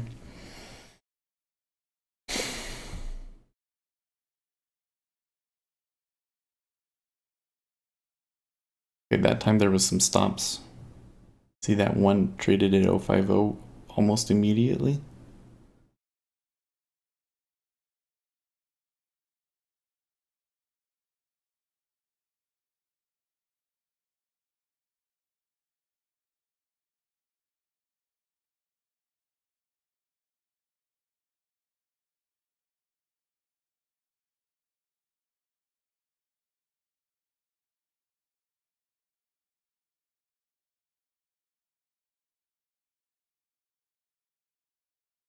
I'm probably reading too much into what's going on right now. This is probably all just robots.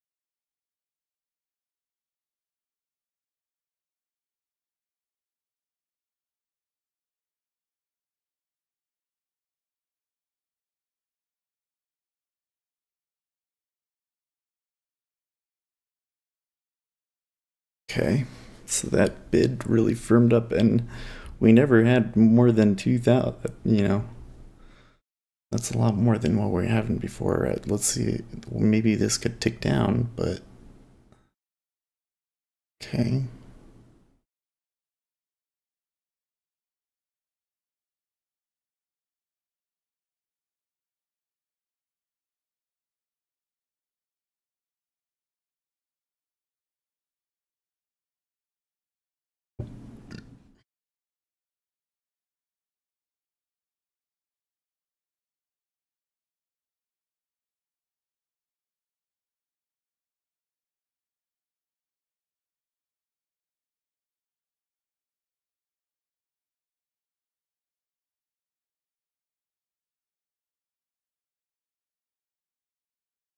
Okay.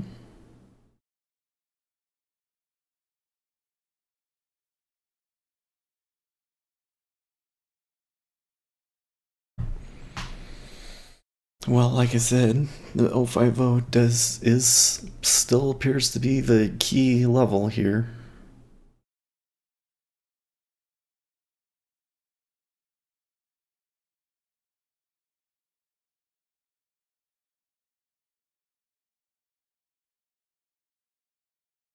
It's firming up a lot more. Okay.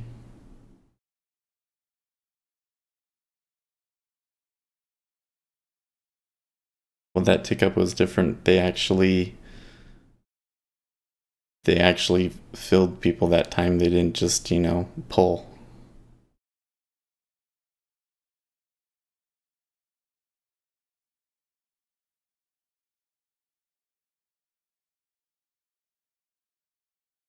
No, but nobody's hitting this 050.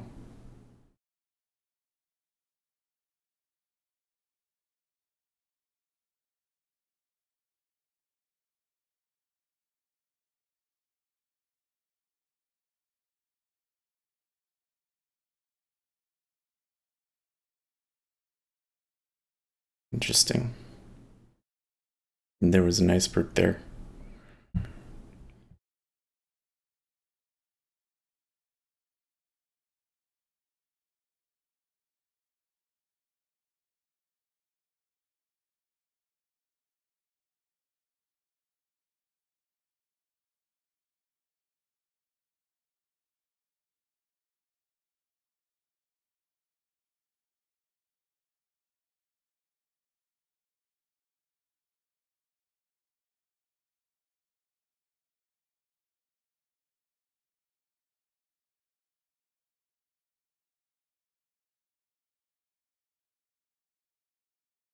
Should have been taking one tickers here.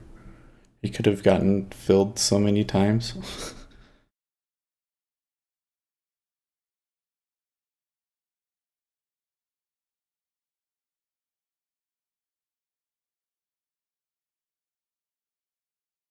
Hmm.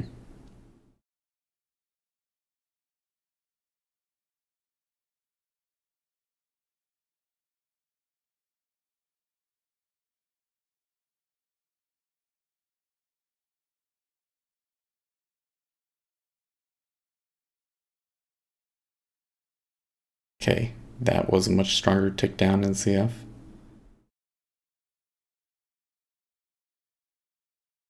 Now they, okay.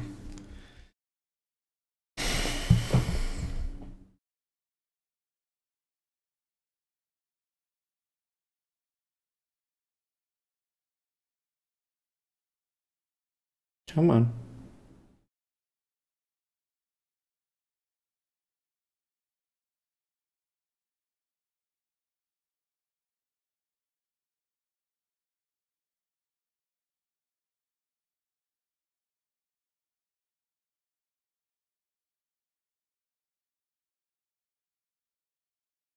Much better.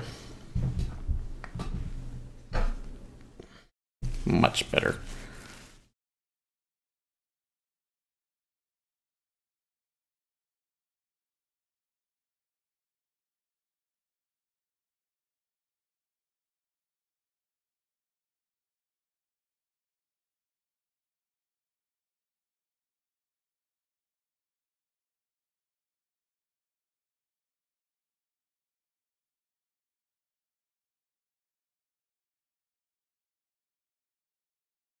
Good tick.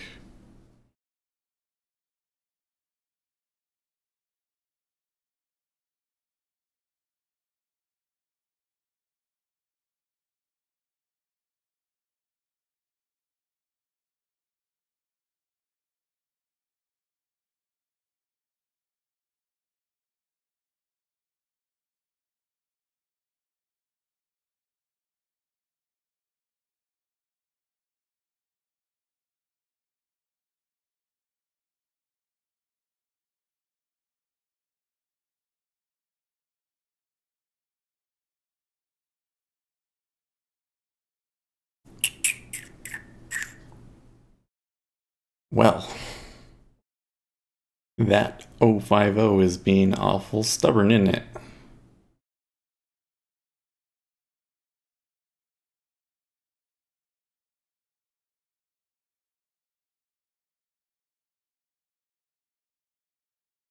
Oh, oh man. That was quite the take.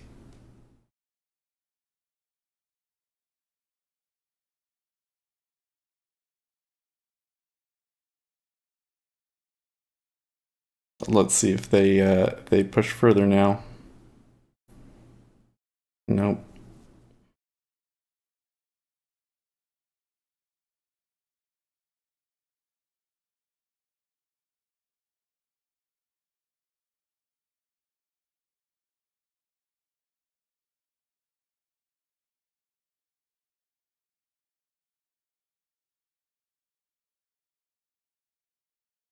Hmm.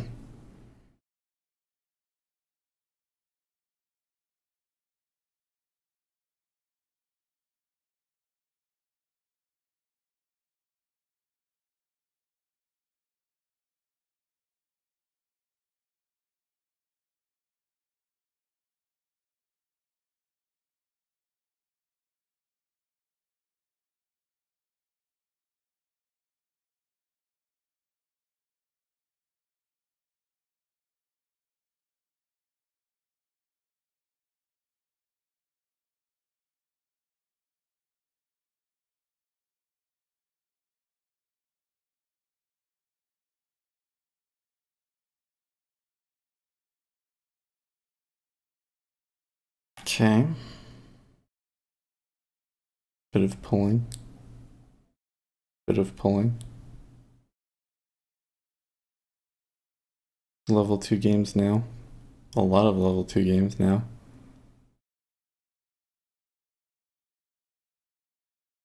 Activity has increased a little bit now.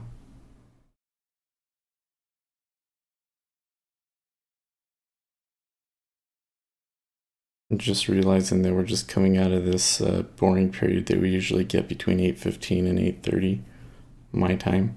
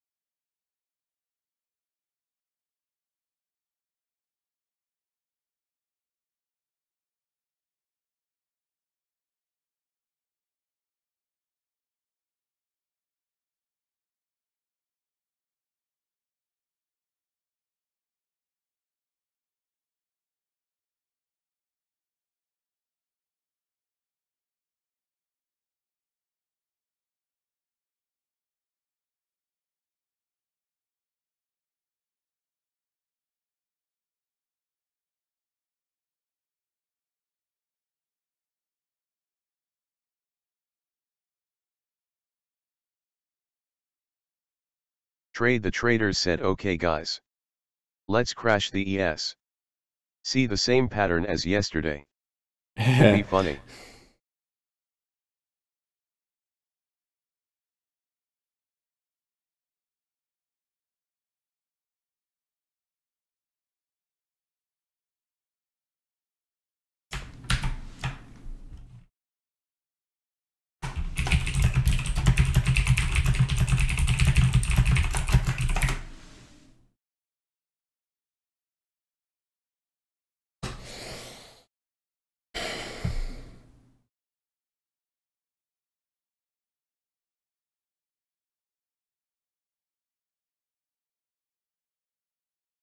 Well, now they're level 2 is both over 1,000 in ZF.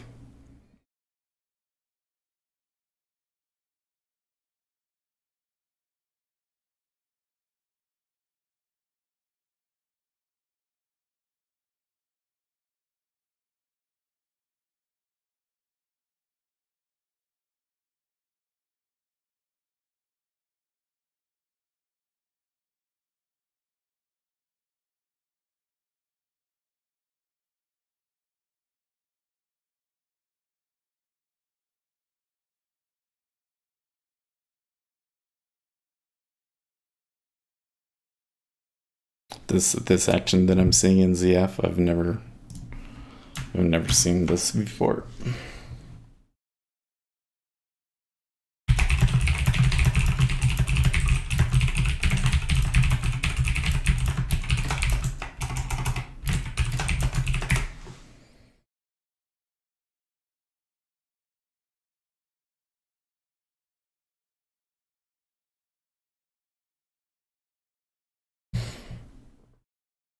All these bubbles here and stuff.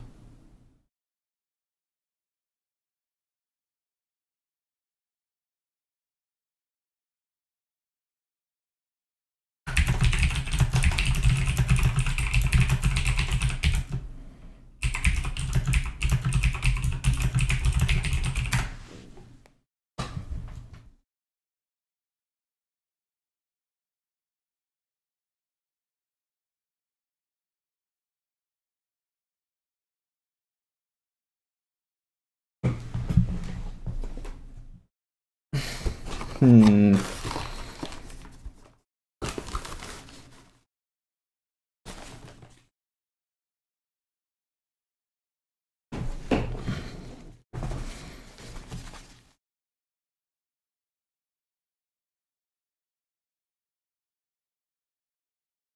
Well, there's an iceberg now has shown up in ZN.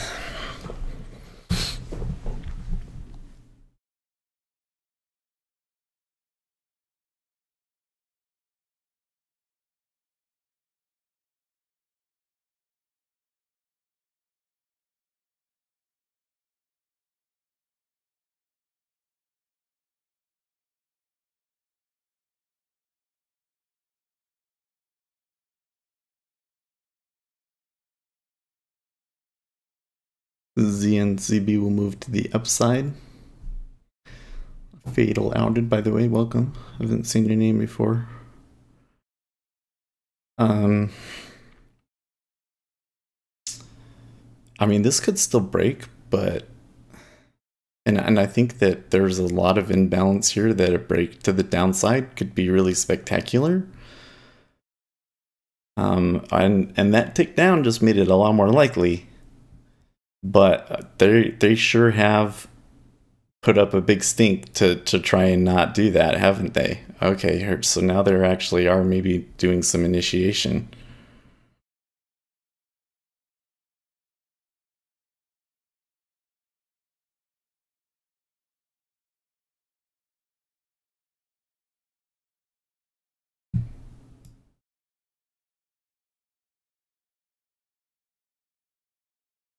And look at all these big orders now below us that show up.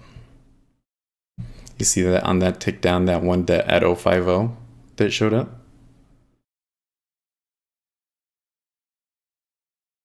Yeah, pretty likely.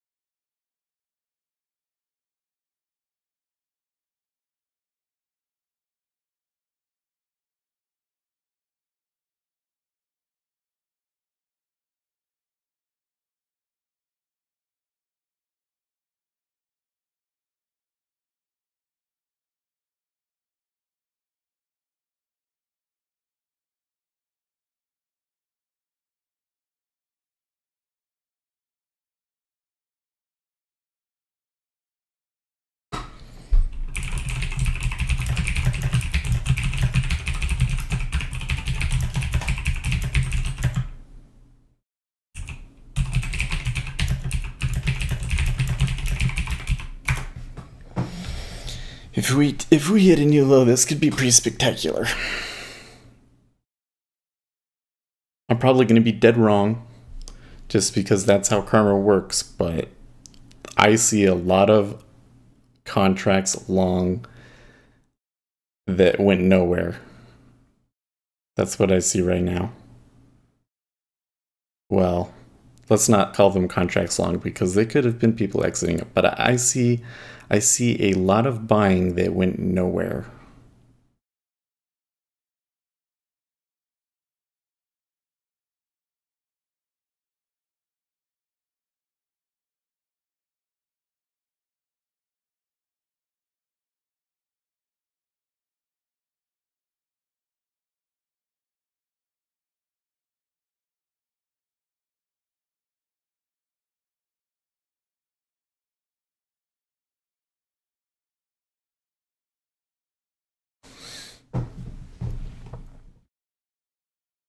Now, ZF definitely was there, ready, and did it. ZN?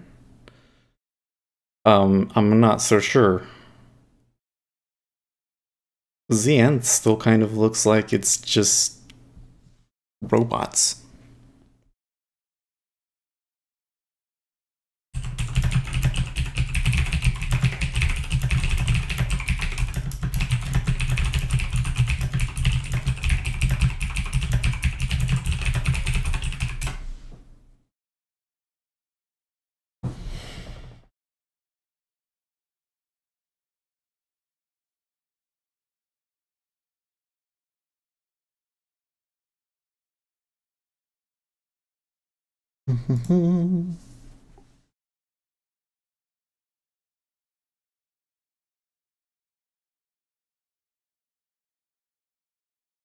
Okay, well, there it is, folks.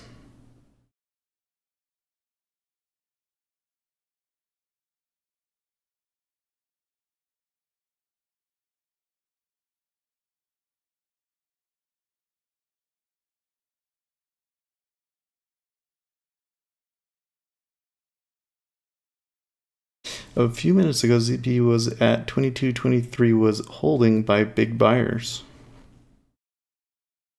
to push. No, Fatal outed. I don't feel bad.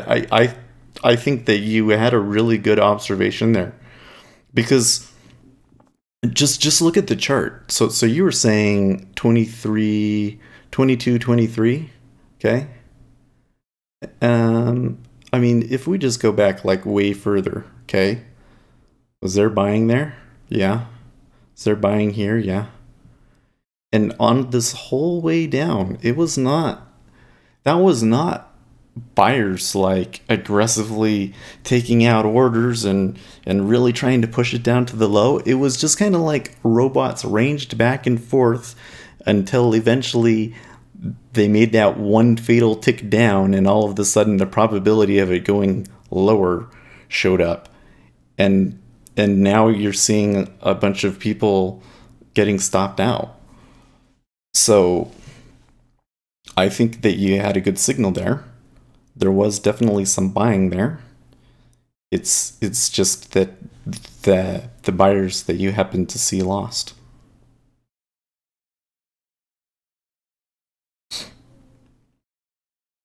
Now, for me, let's think back through this trade, right? I saw them the way that I did this was my thinking was okay, we made a new low. This was really aggressive. This was not so aggressive, and they couldn't even get past this tick up right here. And then we came back and we ranged, and then we ticked lower. So that was about the point where when it was right here, I was like, maybe I should get out of this. When it was right here, I was like, well, now that I think that the probability is good enough, I should just keep it. But it was based mostly on that there just wasn't enough buying to get us back to the VWAP. So I point that out because this just goes back to my thing about the VWAP. Like, I wouldn't have bought it there. Definitely not. I know there are some people that are really good at playing reversals, but I'm not very good at playing the reversals. But, you know, with the place where I would have the more preferred to have taken another short was back up at the VWAP at like 15. And the push to get back there was just pathetic. So when we came back down here and I saw all of these buyers buying it, or just this kind of ranging activity, the whole time I was just kind of thinking, well, I don't know if I can predict if it's going to go up or down right now, but I know that if it goes down, it's going to be pretty spectacular. And sure enough, and now we got a 5K here in ZF.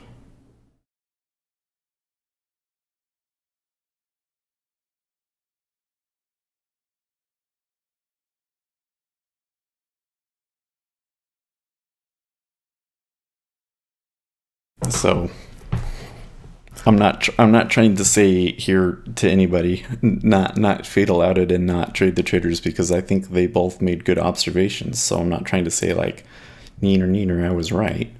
I'm just trying to explain why I stayed short. I really think that this was kind of random. You know, like I knew that if there was a break to the downside that it would be a pretty decent one, and that, you know, things would get exciting. But if you had just asked me 5 minutes ago if I think it's going to go up or down, I probably would have said I don't really know.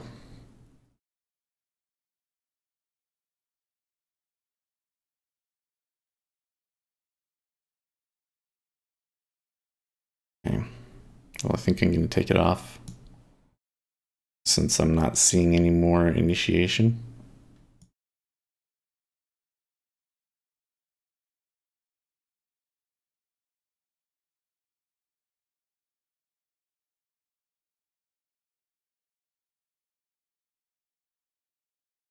Although, you know what?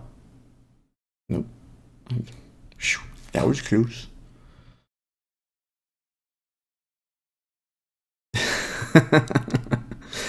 That was really, really close.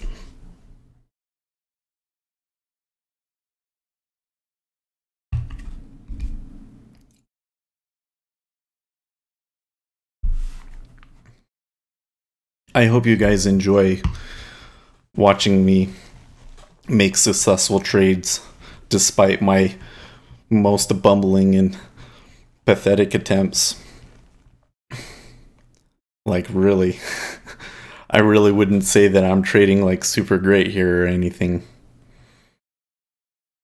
But it's working out good so far. I really think this 07 is a good possibility. Because now that we've broken, they're going to want to go back to the last place that there was really balance and volume, and that was 7. Yeah, no problem. You know, these are the, honestly, like I've done studies on this. Come back. This thing right here, I call it a zipper, where you know, see how it looks like a zipper? And it's only like 2 ticks wide. That's the worst spot. Like, that's the most frustrating thing is you think, okay, I think that there's going to be continuation here. You go short, and then all of a sudden you're in a zipper for like 30 minutes. It's the worst trade. And I've done studies on it. Many different ways saying, okay, if we're in a zipper and I see this, what's the probability? If we're in a zipper and I see this, or we're in this location or whatever, and every single one that I've found, it's 50-50. The only one that I found that had a good probability is if it goes back and forth 11 times, there's a 60% chance that they're going to reverse there for at least a tick. That's the only edge I've ever found in those spots. Rivo said nice wall at 19 in ZB. Ooh, yeah, that's a good point.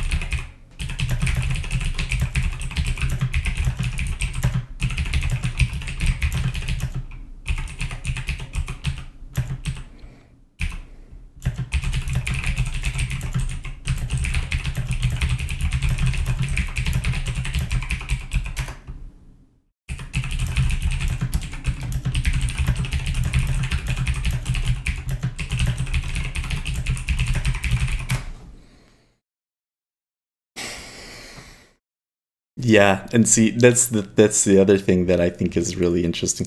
Oh, but it totally makes sense. I feel so dumb. So, you're probably like, what's wrong with him? In the past week, probably even the past 2 weeks, ZF has been the leader. Rivo and said now their 1K offer at 17. Yeah, look at that. Ooh. The last time that we saw Rivo that, said they wanted lower. yeah, the last time that we saw that, they wanted it lower, and my theory has been that there's no spoofing is gone, so I think that's a good edge. Yeah, you could sell it there.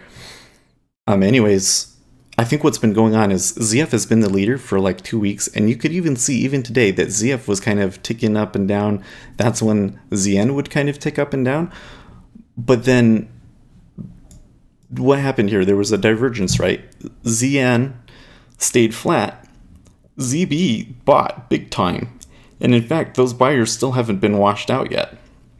So what's happening? Well, ZF is the safe haven one, right? Like if there's a crash in the E-mini, they go into ZF. And the trade here in Treasuries, I think the stronger trade is higher inflation because of tariffs. So ZF was wrong, essentially, right? Did that make sense?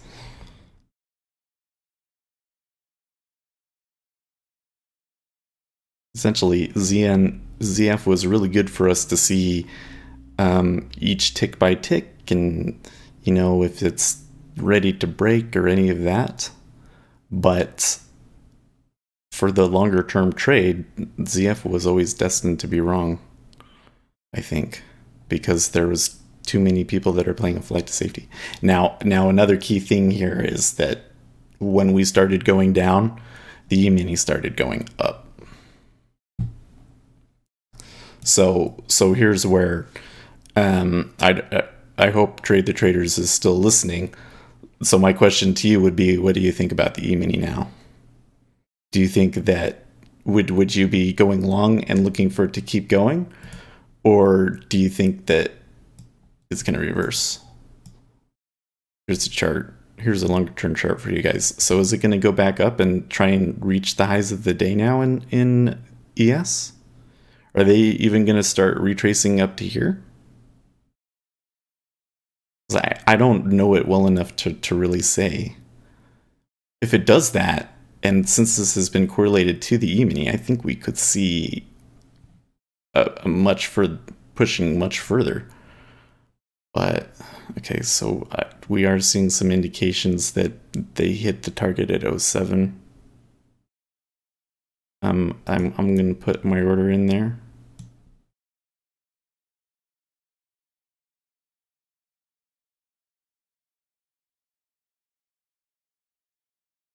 I think this down ticking here in ZF was just a bit too much.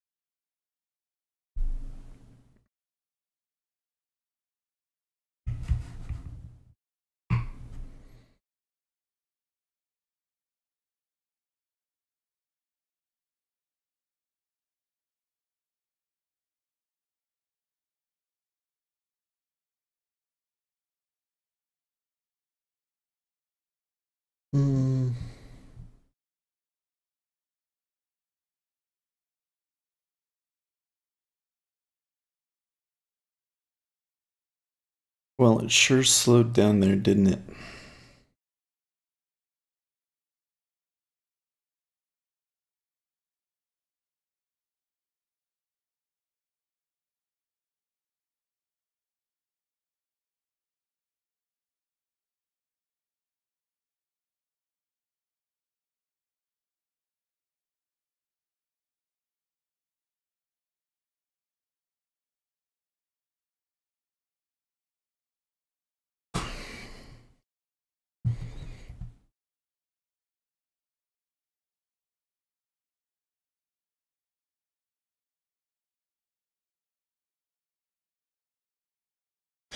Bloomberg Bitcoin's plunge in volume stirs questions about its usage.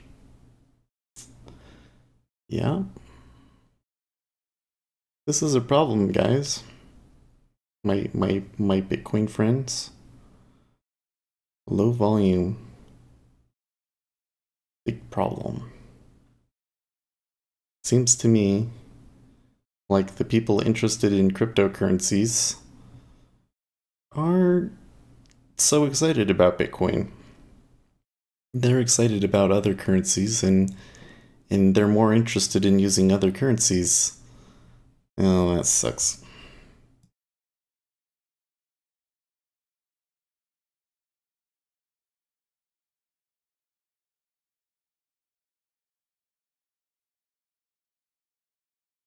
So now we get to play the, are we going to let it come all the way back on his game again, aren't we?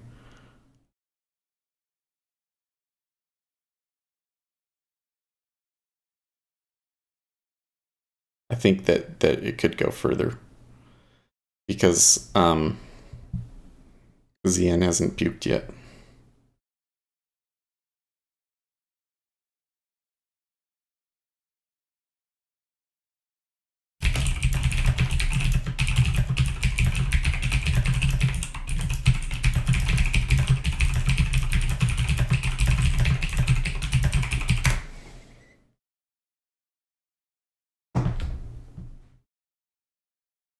Hey! Rivo said I do not follow MNI, if you were asking from me. Oh, well, I was asking from anybody.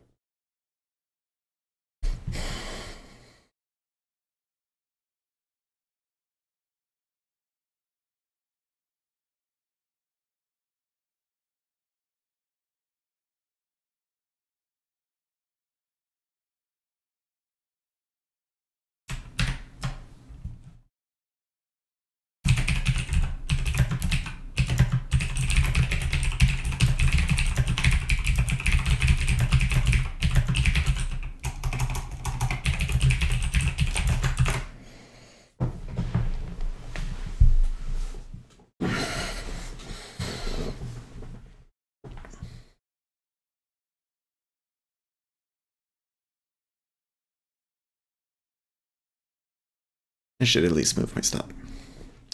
That would be a good idea, because we don't want,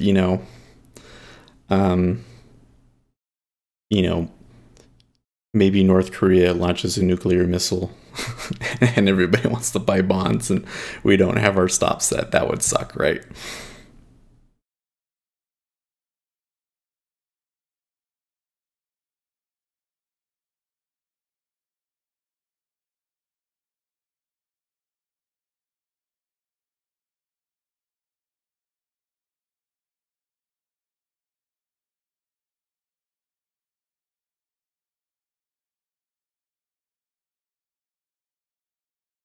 Interesting that all of these blocks were buys.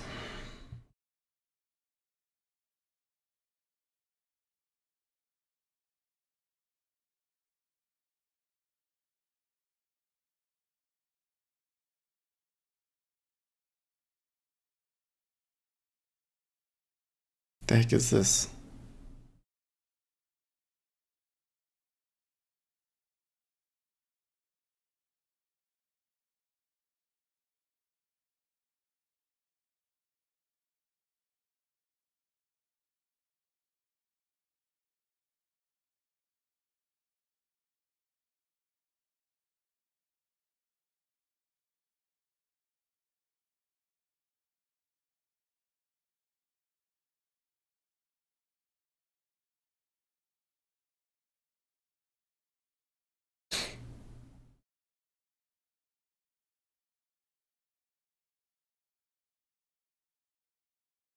Hmm.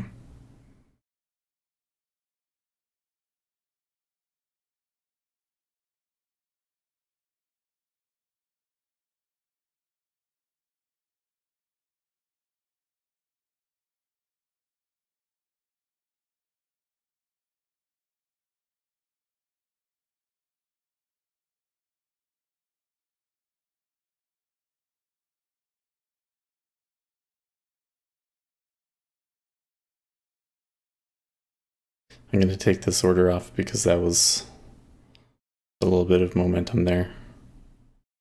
So they might they might try and make a new low, and I don't want to just get filled there.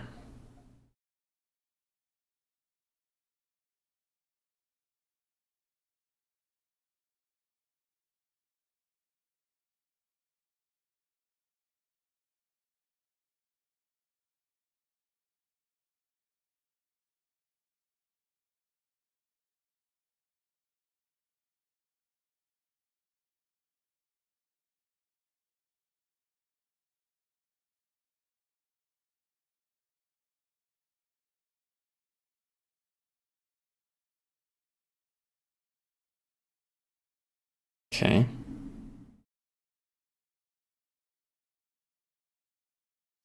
And this is a little. I mean, there are still actually people buying ZF, and there's a level break set up right there. Yeah, so they definitely took that.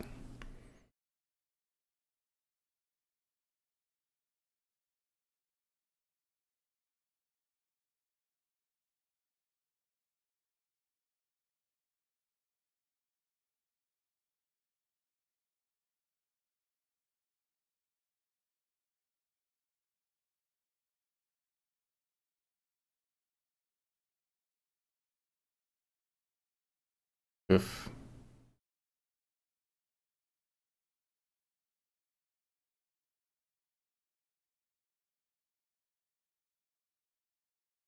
Rivo said next targets are 10 and 5 in ZB. 10 and 5. What does John have? Oh, he didn't even send out his thing today. That's unfortunate.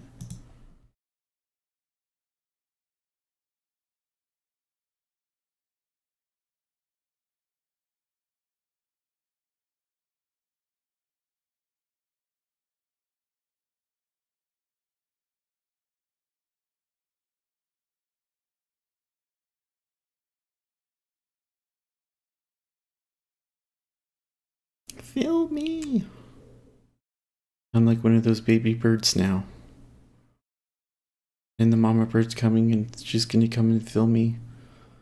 But I'm afraid that the hawk is gonna come and kill the mama bird.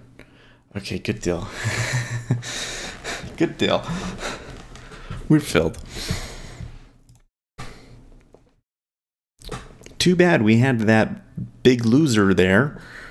And we had an 11 tick thing there. This could have been like a 200 or 300 tick day, but we still did good.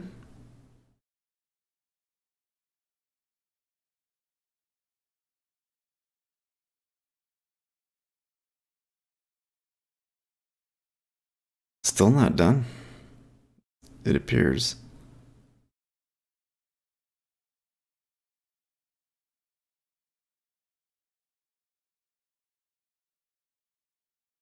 Well, I'd be okay to take one more, but probably not here.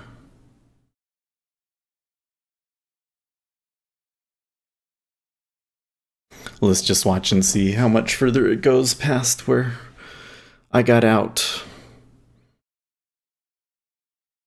Where would be some targets below us? Good question. Well, I think that this area between here and 055 is pretty good. The next one below that would be 01.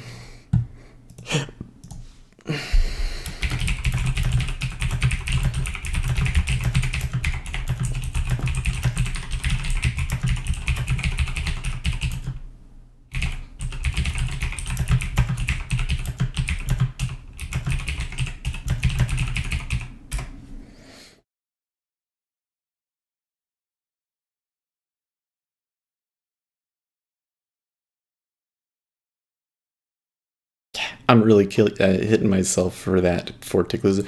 I mean, it didn't seem like that bad at the time, but like when you put it in perspective, like we had 200 winners, but then we had that one loser, and I should be at 200, and I'm not.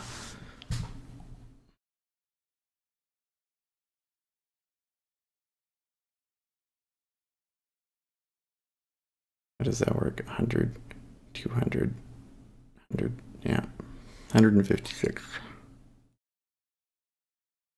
Well, that's still 10 ticks. That's still really good. Well, we should look at our performance for the week. Okay, so it didn't go much further. So I think that my exit was a good one.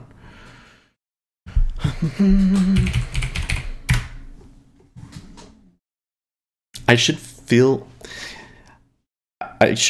really good right now, but I don't feel like super great.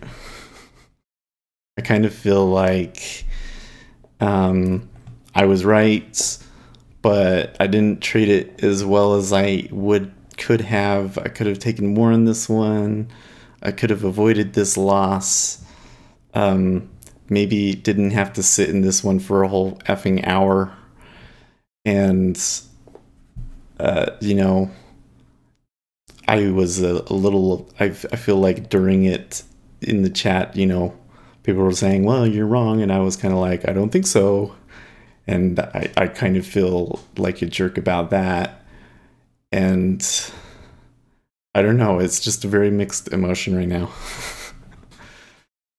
So it's probably best to not take any more trades.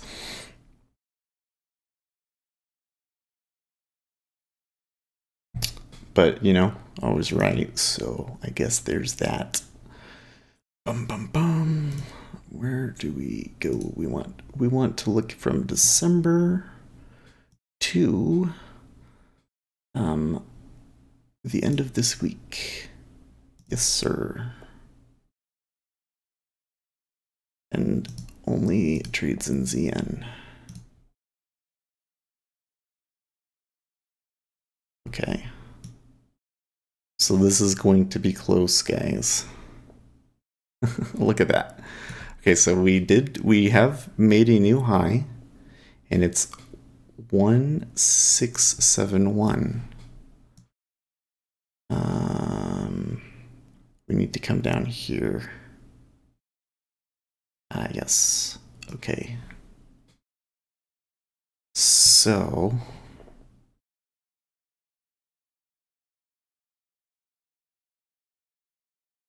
we have taken 313 times $3 is about $900. Oh, that's way too much, guys.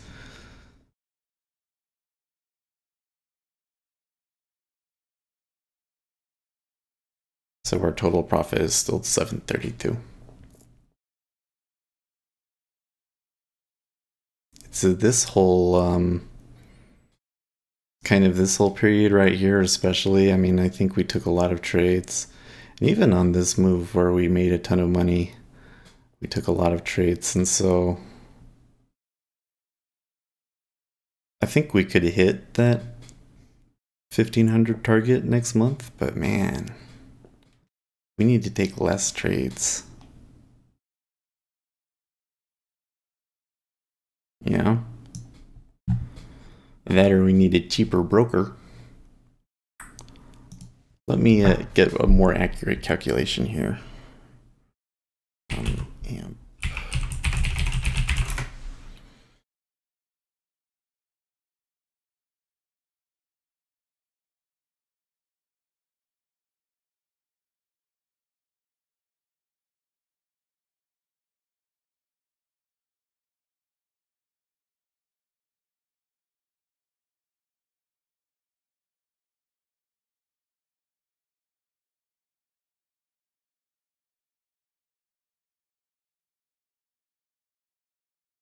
where did they put? Where did they say it?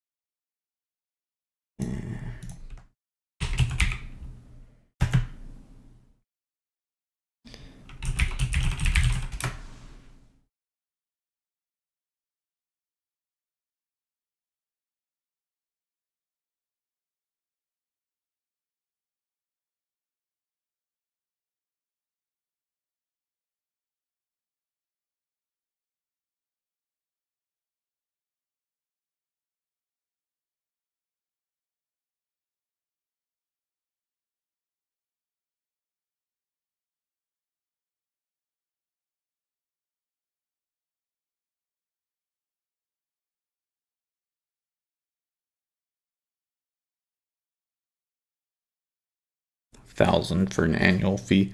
I would actually probably would be cheaper for me to pay for the annual fee, but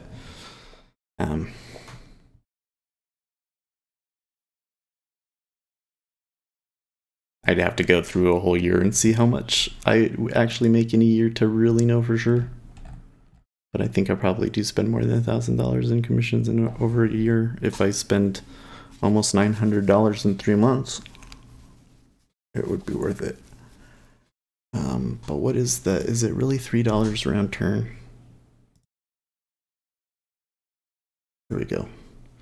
Exact cost calculator.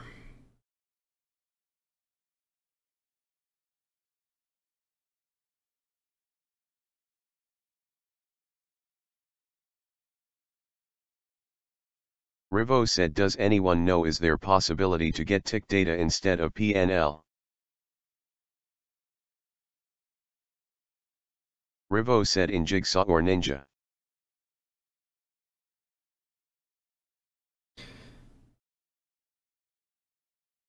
Oh, you mean like on your profit?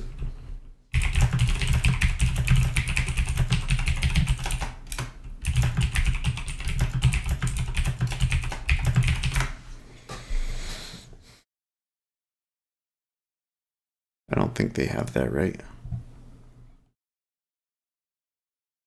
You can't say like Rivo said yes. I think there is a way to say Rivo said, what's the column name for that in Ninja? oh, I'll show it to you in it's like no, it's not that. New trade performance, and you come up here and you say ticks. Did I do it? Oh man.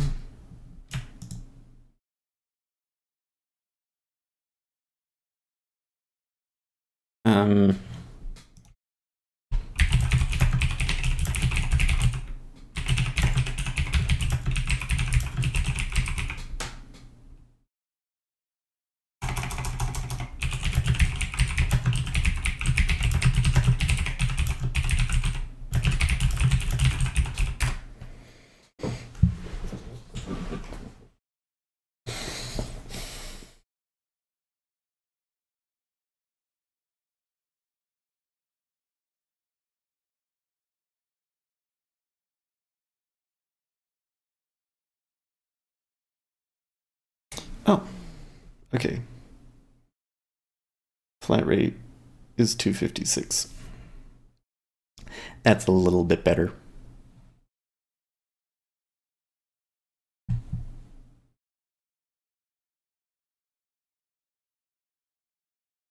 Plus the rhythmic, right?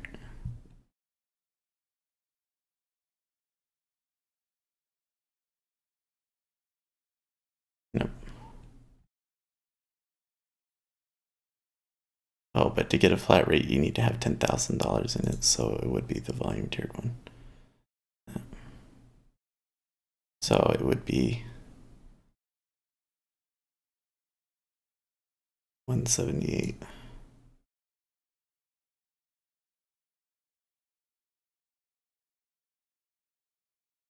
So it's a little bit more than $3.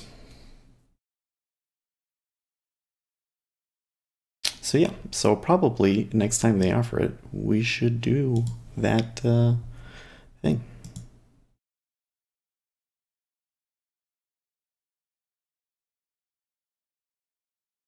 Offer ends. Oh, that one ended. So what is it normally? Rivo said, got it. Thanks.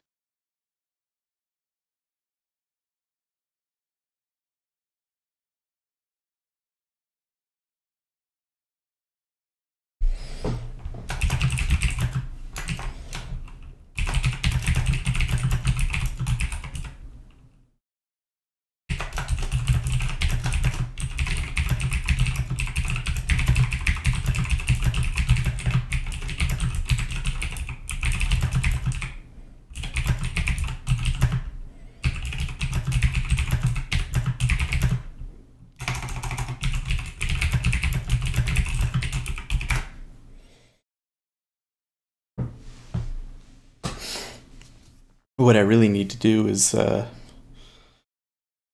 we need to have a prop firm that we're all a part of that has a membership and shares the membership with you so that you get the exchange commission.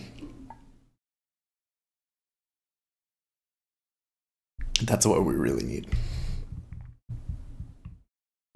And then your fees would be almost half of what they are.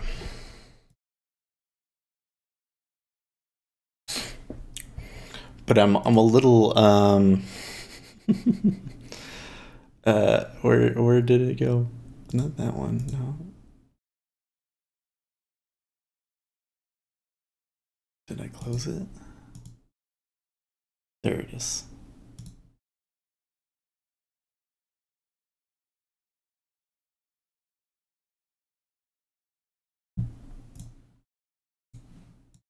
Let me just double check here.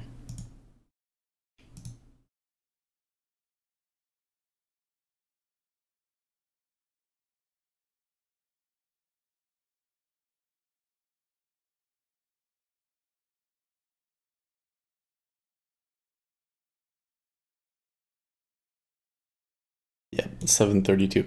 So we're still only actually like halfway to our goal. And I think that when you put in the commissions, I wish that my dashboard here showed us the commissions, because you know, probably when we come down to here, we will probably actually break even with commissions, you know, and all of this. So I don't know. Obviously February was a great month for us.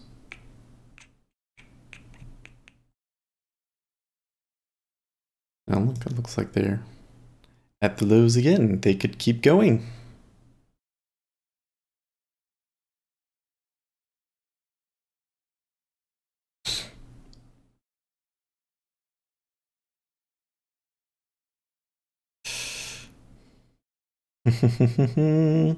Crypto 2 Seth, we wish for trade war happens so cryptos may prosper. Okay, so that's an interesting question. Do cryptocurrencies benefit from trade war?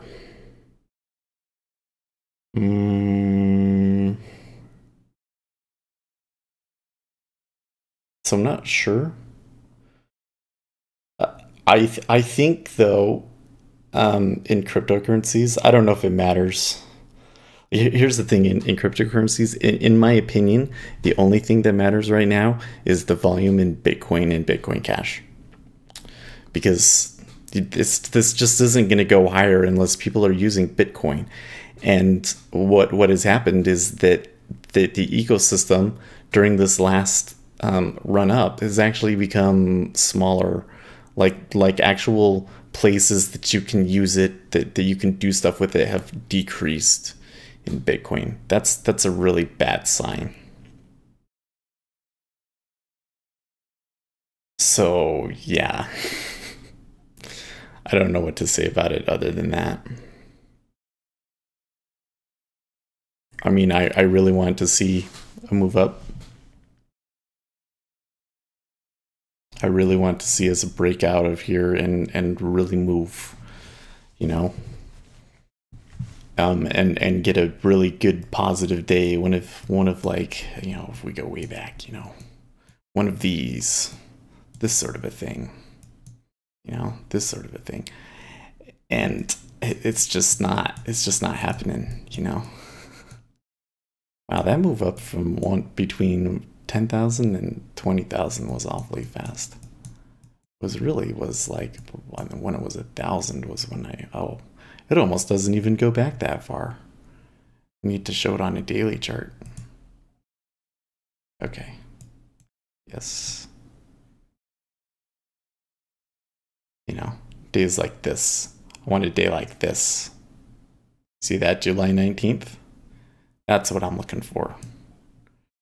Maybe let's see what happened at this time of year last year. Okay, they did fall, but they had already made a new high by March. Then in March they had a little bit of a come down and then recovery again into May. Did really well over the summer for some reason. well, in May. I don't know. I want to see a big up day. But you know, if we don't get that and volume continues to suck, then, you know, at some point my indicator is going to say, hey, we could go lower. That's not good. And that's never happened in Bitcoin before. I don't think it's ever done that.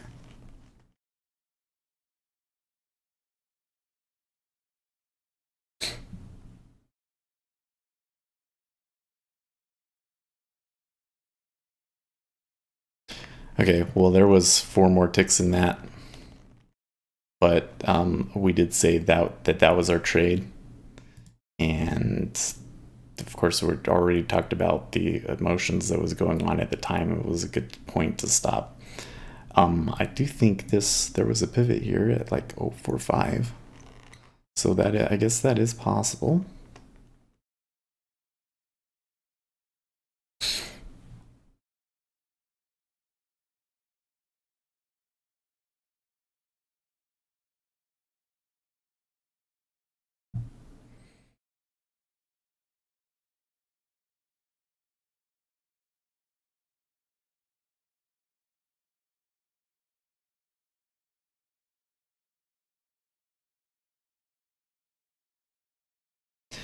No.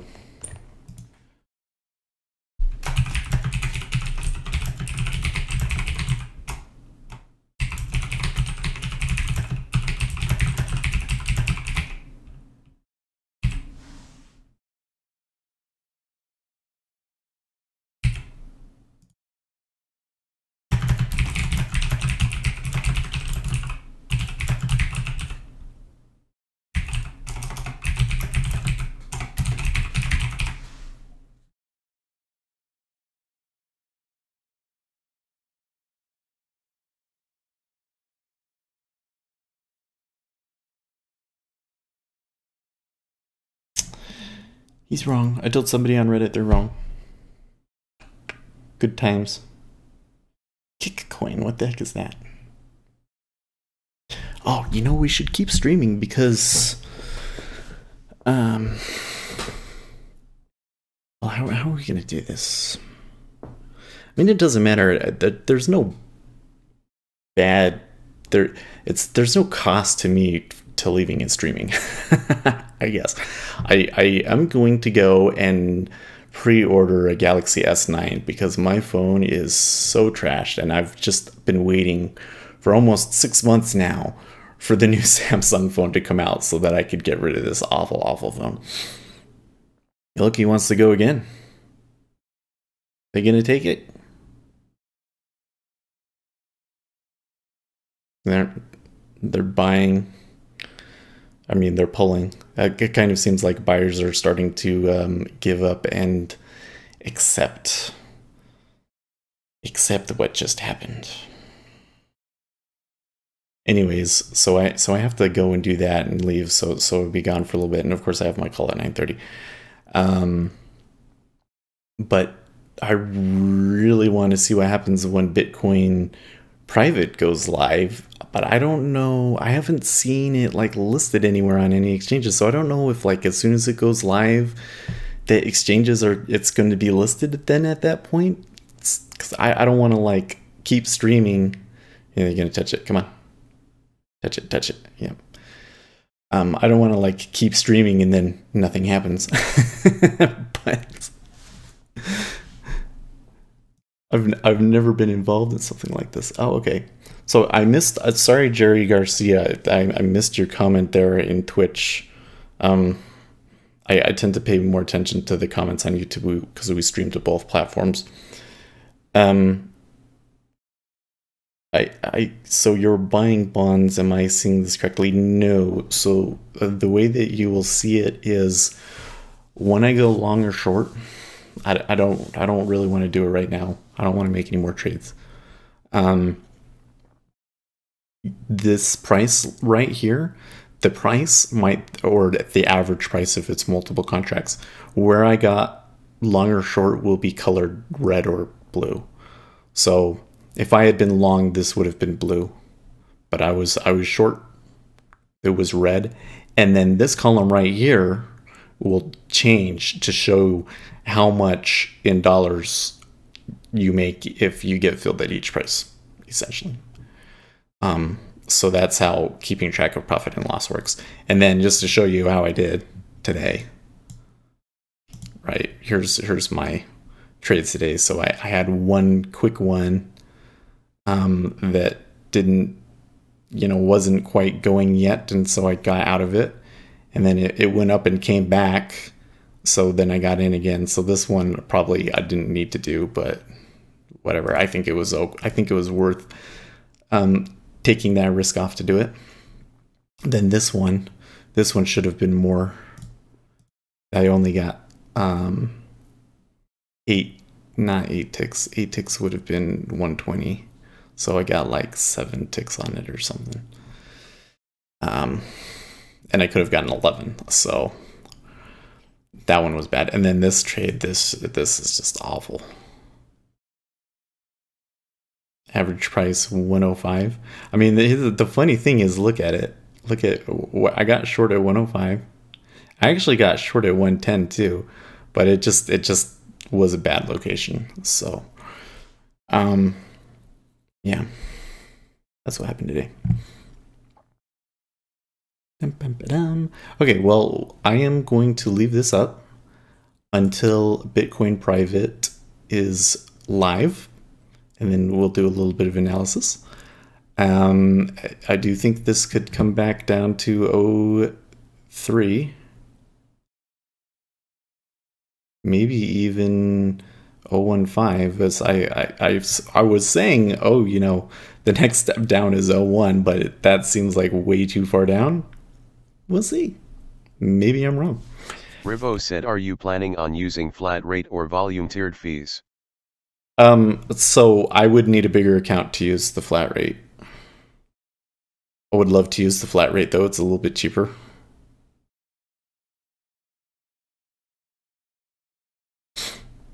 So maybe someday we'll be able to do that. Oh, I should just stop watching. It's just so painful to watch, to be like, okay, my trade worked and stepped away and it goes 6 more ticks. Oh, well. Okay, so here's the Bitcoin chart. I want to pull that up for you guys too, because I know that's like one of the things that people really care about. Interesting, there was some volume that come down there yesterday. I don't know what's the deal with that. I think that here was the guy that bought, and he probably took some profits, is maybe my guess. No, that is maybe a little concerning. Anyways, so yeah, I'm gonna have my call in 5 minutes. I'm gonna go get some water and do all that, and I'll see you guys in maybe an hour. Well, no, not in an hour. In 30, it goes live in 30 minutes. So I'll see you guys in 30 minutes, and then I'll go and get my phone.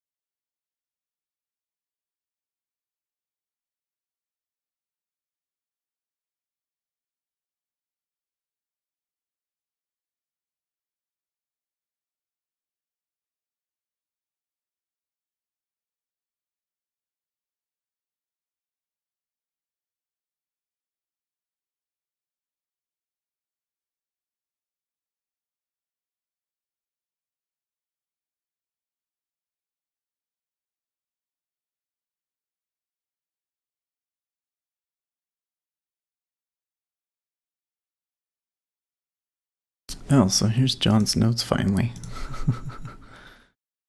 I apologize. Oh, my daughter is visiting. Okay. Well, that's okay. If they trade, the detractors are the TPOCs and VPOCs of prior sessions.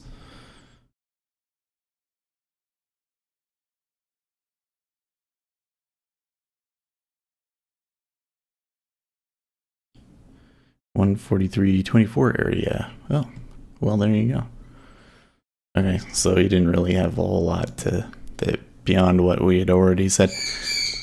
They could take another step because they still haven't taken out. Oh no, wait, it was 03. No. It was 015. So they could take another step. They really could take another. I'm not gonna trade it. No. Just listen to me. Like, I don't think that I would come out. Like, I came out with like what, 10 ticks? That's good. Let's just leave it at that, you know? Let's just walk away with that, guys. That's really good. That's a profitable week. Profitable 3 months. Let's just, you know, take it a little bit easier on the number of trades. And yeah.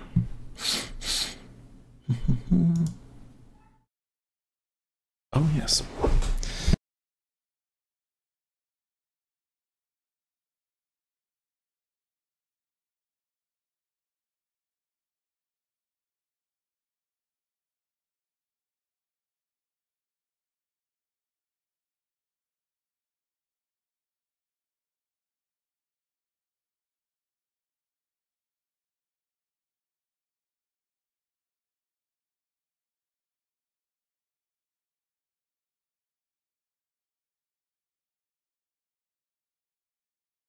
Oh, so another question. I don't know if Jerry's still paying attention or still there or what, but he said, how long do you hold something like this for? Usually, well, actually, we have some stats on that. And it says, on average, 17 minutes. But the longest I've ever been in a trade was 90 minutes. That winner that I had, it was an hour. That was a long time. I think that's the, you know, for me to be in a trade that long and then it work out, it usually doesn't work out that way. So.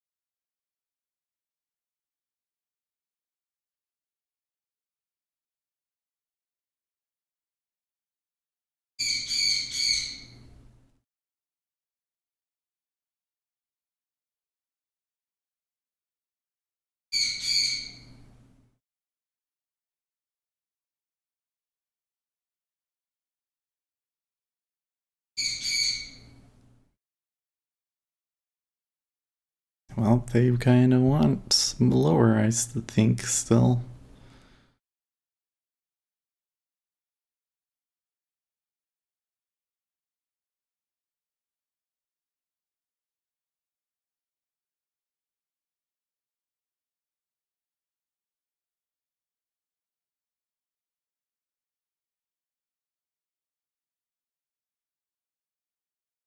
Hmm.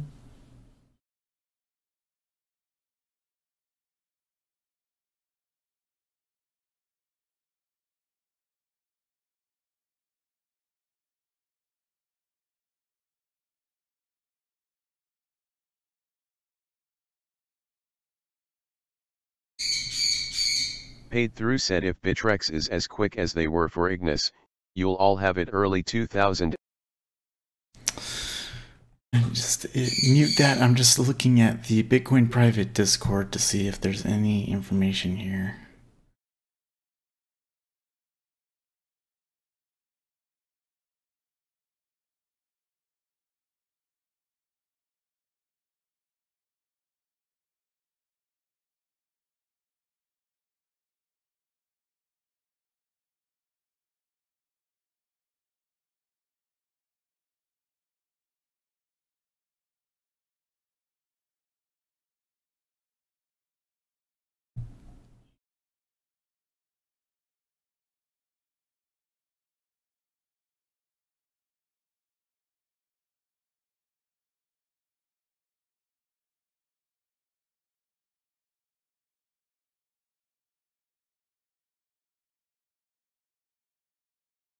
Okay, so mainnet will launch later today.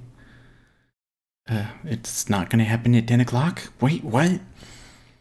An official Bitcoin private wallet will launch on or around mainnet launch that will allow users to start syncing with the network and import their Bitcoin and ZCL keys to claim Bitcoin private. There will be a period of time to allow everyone to sync to the blockchain, and after that period is over, miners may begin to mine new blocks, probably around Sunday or Monday.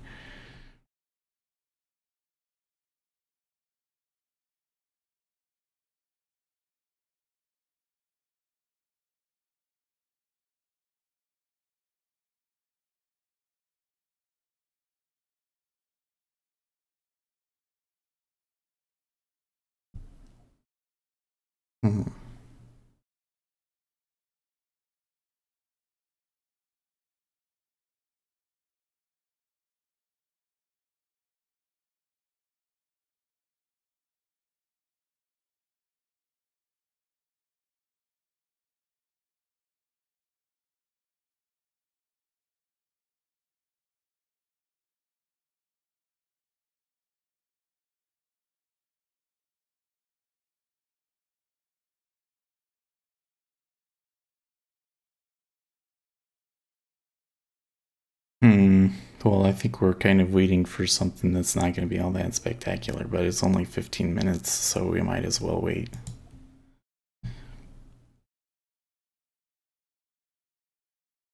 If I remember correctly, volunteered fees were 30 cents higher in AMP if you were trading less than taken. Yes.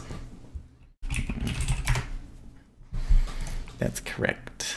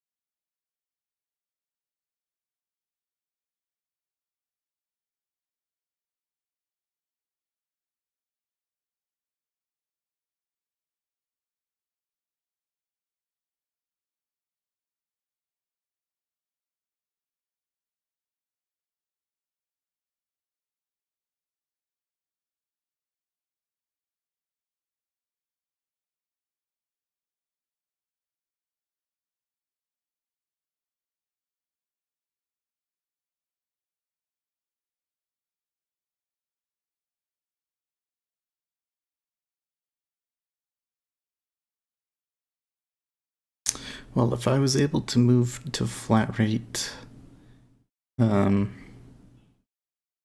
would be, um,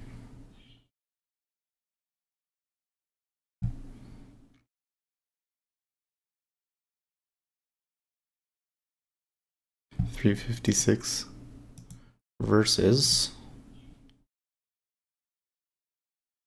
$3.06. So that's about 50 cents.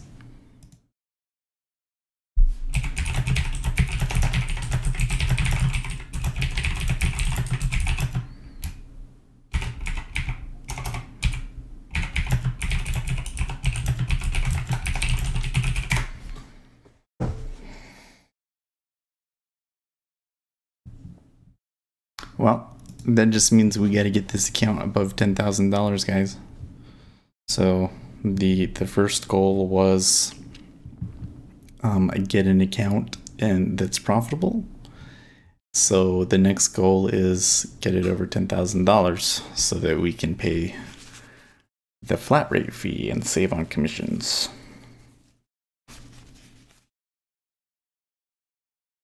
Gonna take me a while to get there. You know, it took us a year to get here. I think it'll take us another year to get there.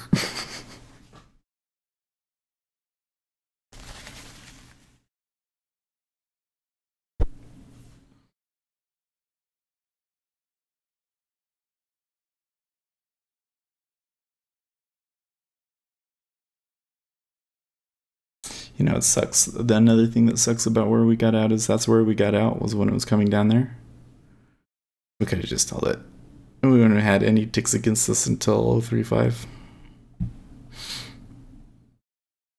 And now that it's doing this, I think there's a good chance we're going to see at least 15.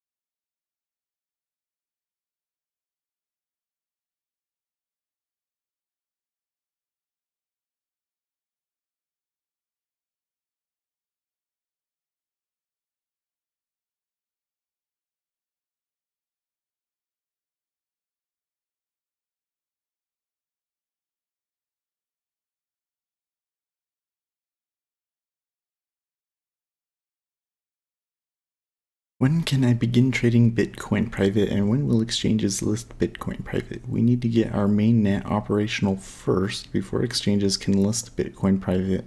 This can take a few days. Exchanges that have committed to supporting Bitcoin private may take a week, possibly more, to list it, as they will need to implement a new wallet and create a new market. This isn't necessarily easy and can take some time. Which exchanges will list it? So far, Trade Satoshi and Hit BTC have confirmed they will list Bitcoin private. We have applied to various exchanges, so hopefully more soon.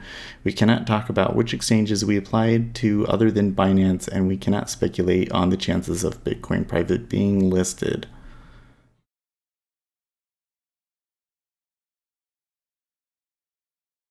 Well, I should probably get an account on Trade Satoshi because they got Garlic Coin there too. So.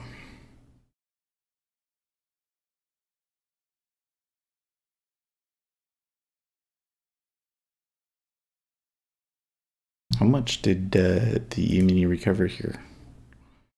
Just this morning's losses, but not the loss from before. That would be 2,700.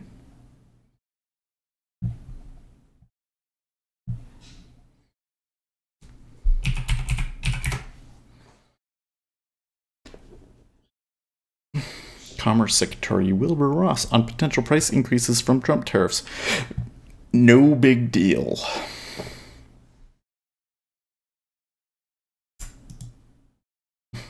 Trump doubles down trade wars are good and easy to win. Good chance this leads to NAFTA withdrawal. I agree. If Gary Cohen resigns, watch out stock market.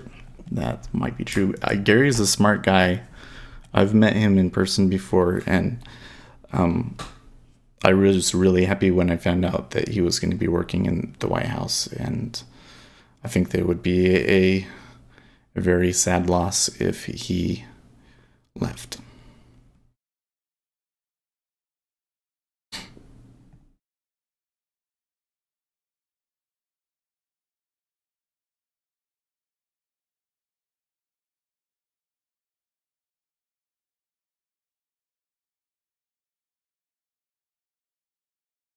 In refusing to answer whether all U.S. trading partners would be affected by the Trump tariffs, Ross has said, let's assume that to be the case.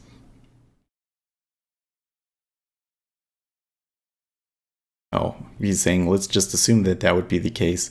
It wouldn't be a big deal because the increases on steel and aluminum would be negligible. The bigger deal is that it would have impact on relationships with Canada when NAFTA is being renegotiated.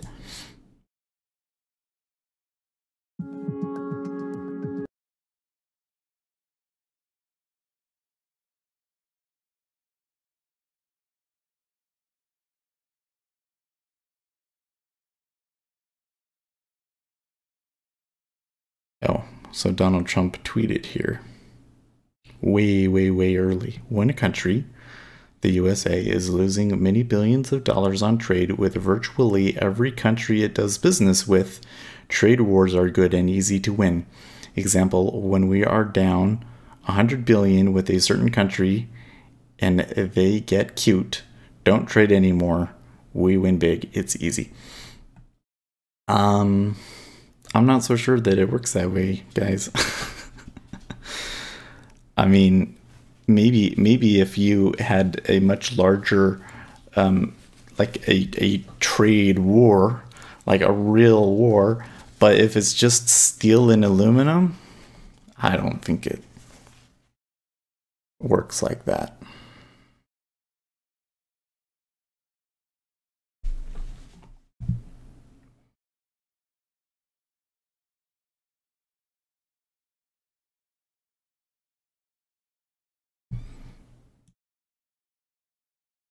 The Times, as Eamon said, Jim, did suggest Cohen told Kelly last week he would consider leaving if they went this protectionist way. Now, I mean, when we talk impact, that's negative for the stock market. Gary Cohen did a lot to get through the tax package. Gary Cohen's steady hand. So, I mean, if you want to craft a scenario about why this could be a tough moment for stocks, it would be if Gary left, because I think Gary is someone who makes you feel that there's not as much chaos as Jim Stewart describes in today's New York Times. Makes you feel more emboldened. As long as he's there, I feel like that there's more reason why you can step up and buy many, many groups and not just the group that is Bristol Myers. And what did Larry Kudlow say? I have to tell you personally, I am urging Gary Cohn to stay and fight for another day. He's done a great job, said Kudlow, a longtime economist who served in the Reagan administration. I agree. He should stay, I think.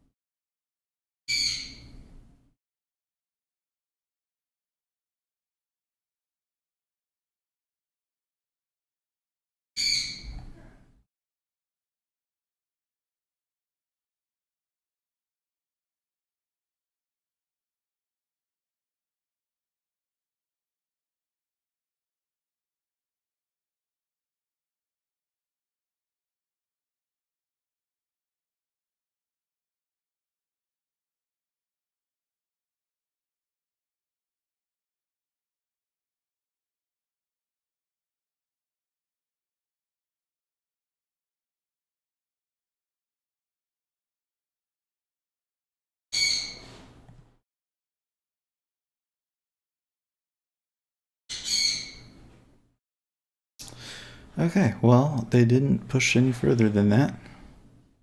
They could come back and do it a little bit later, but it's past the time, and it doesn't look like anything too terribly interesting to watch for Bitcoin Private is going to come out.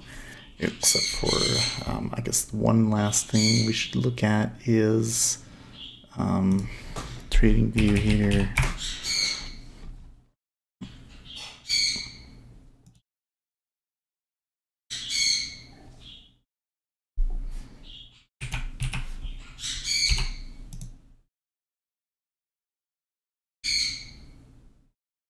Z Classic down and still down.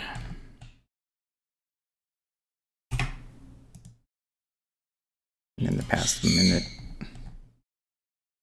maybe. So yeah. Okay. Well, it was a good week. And do we have any questions or anything? Oh, where are we?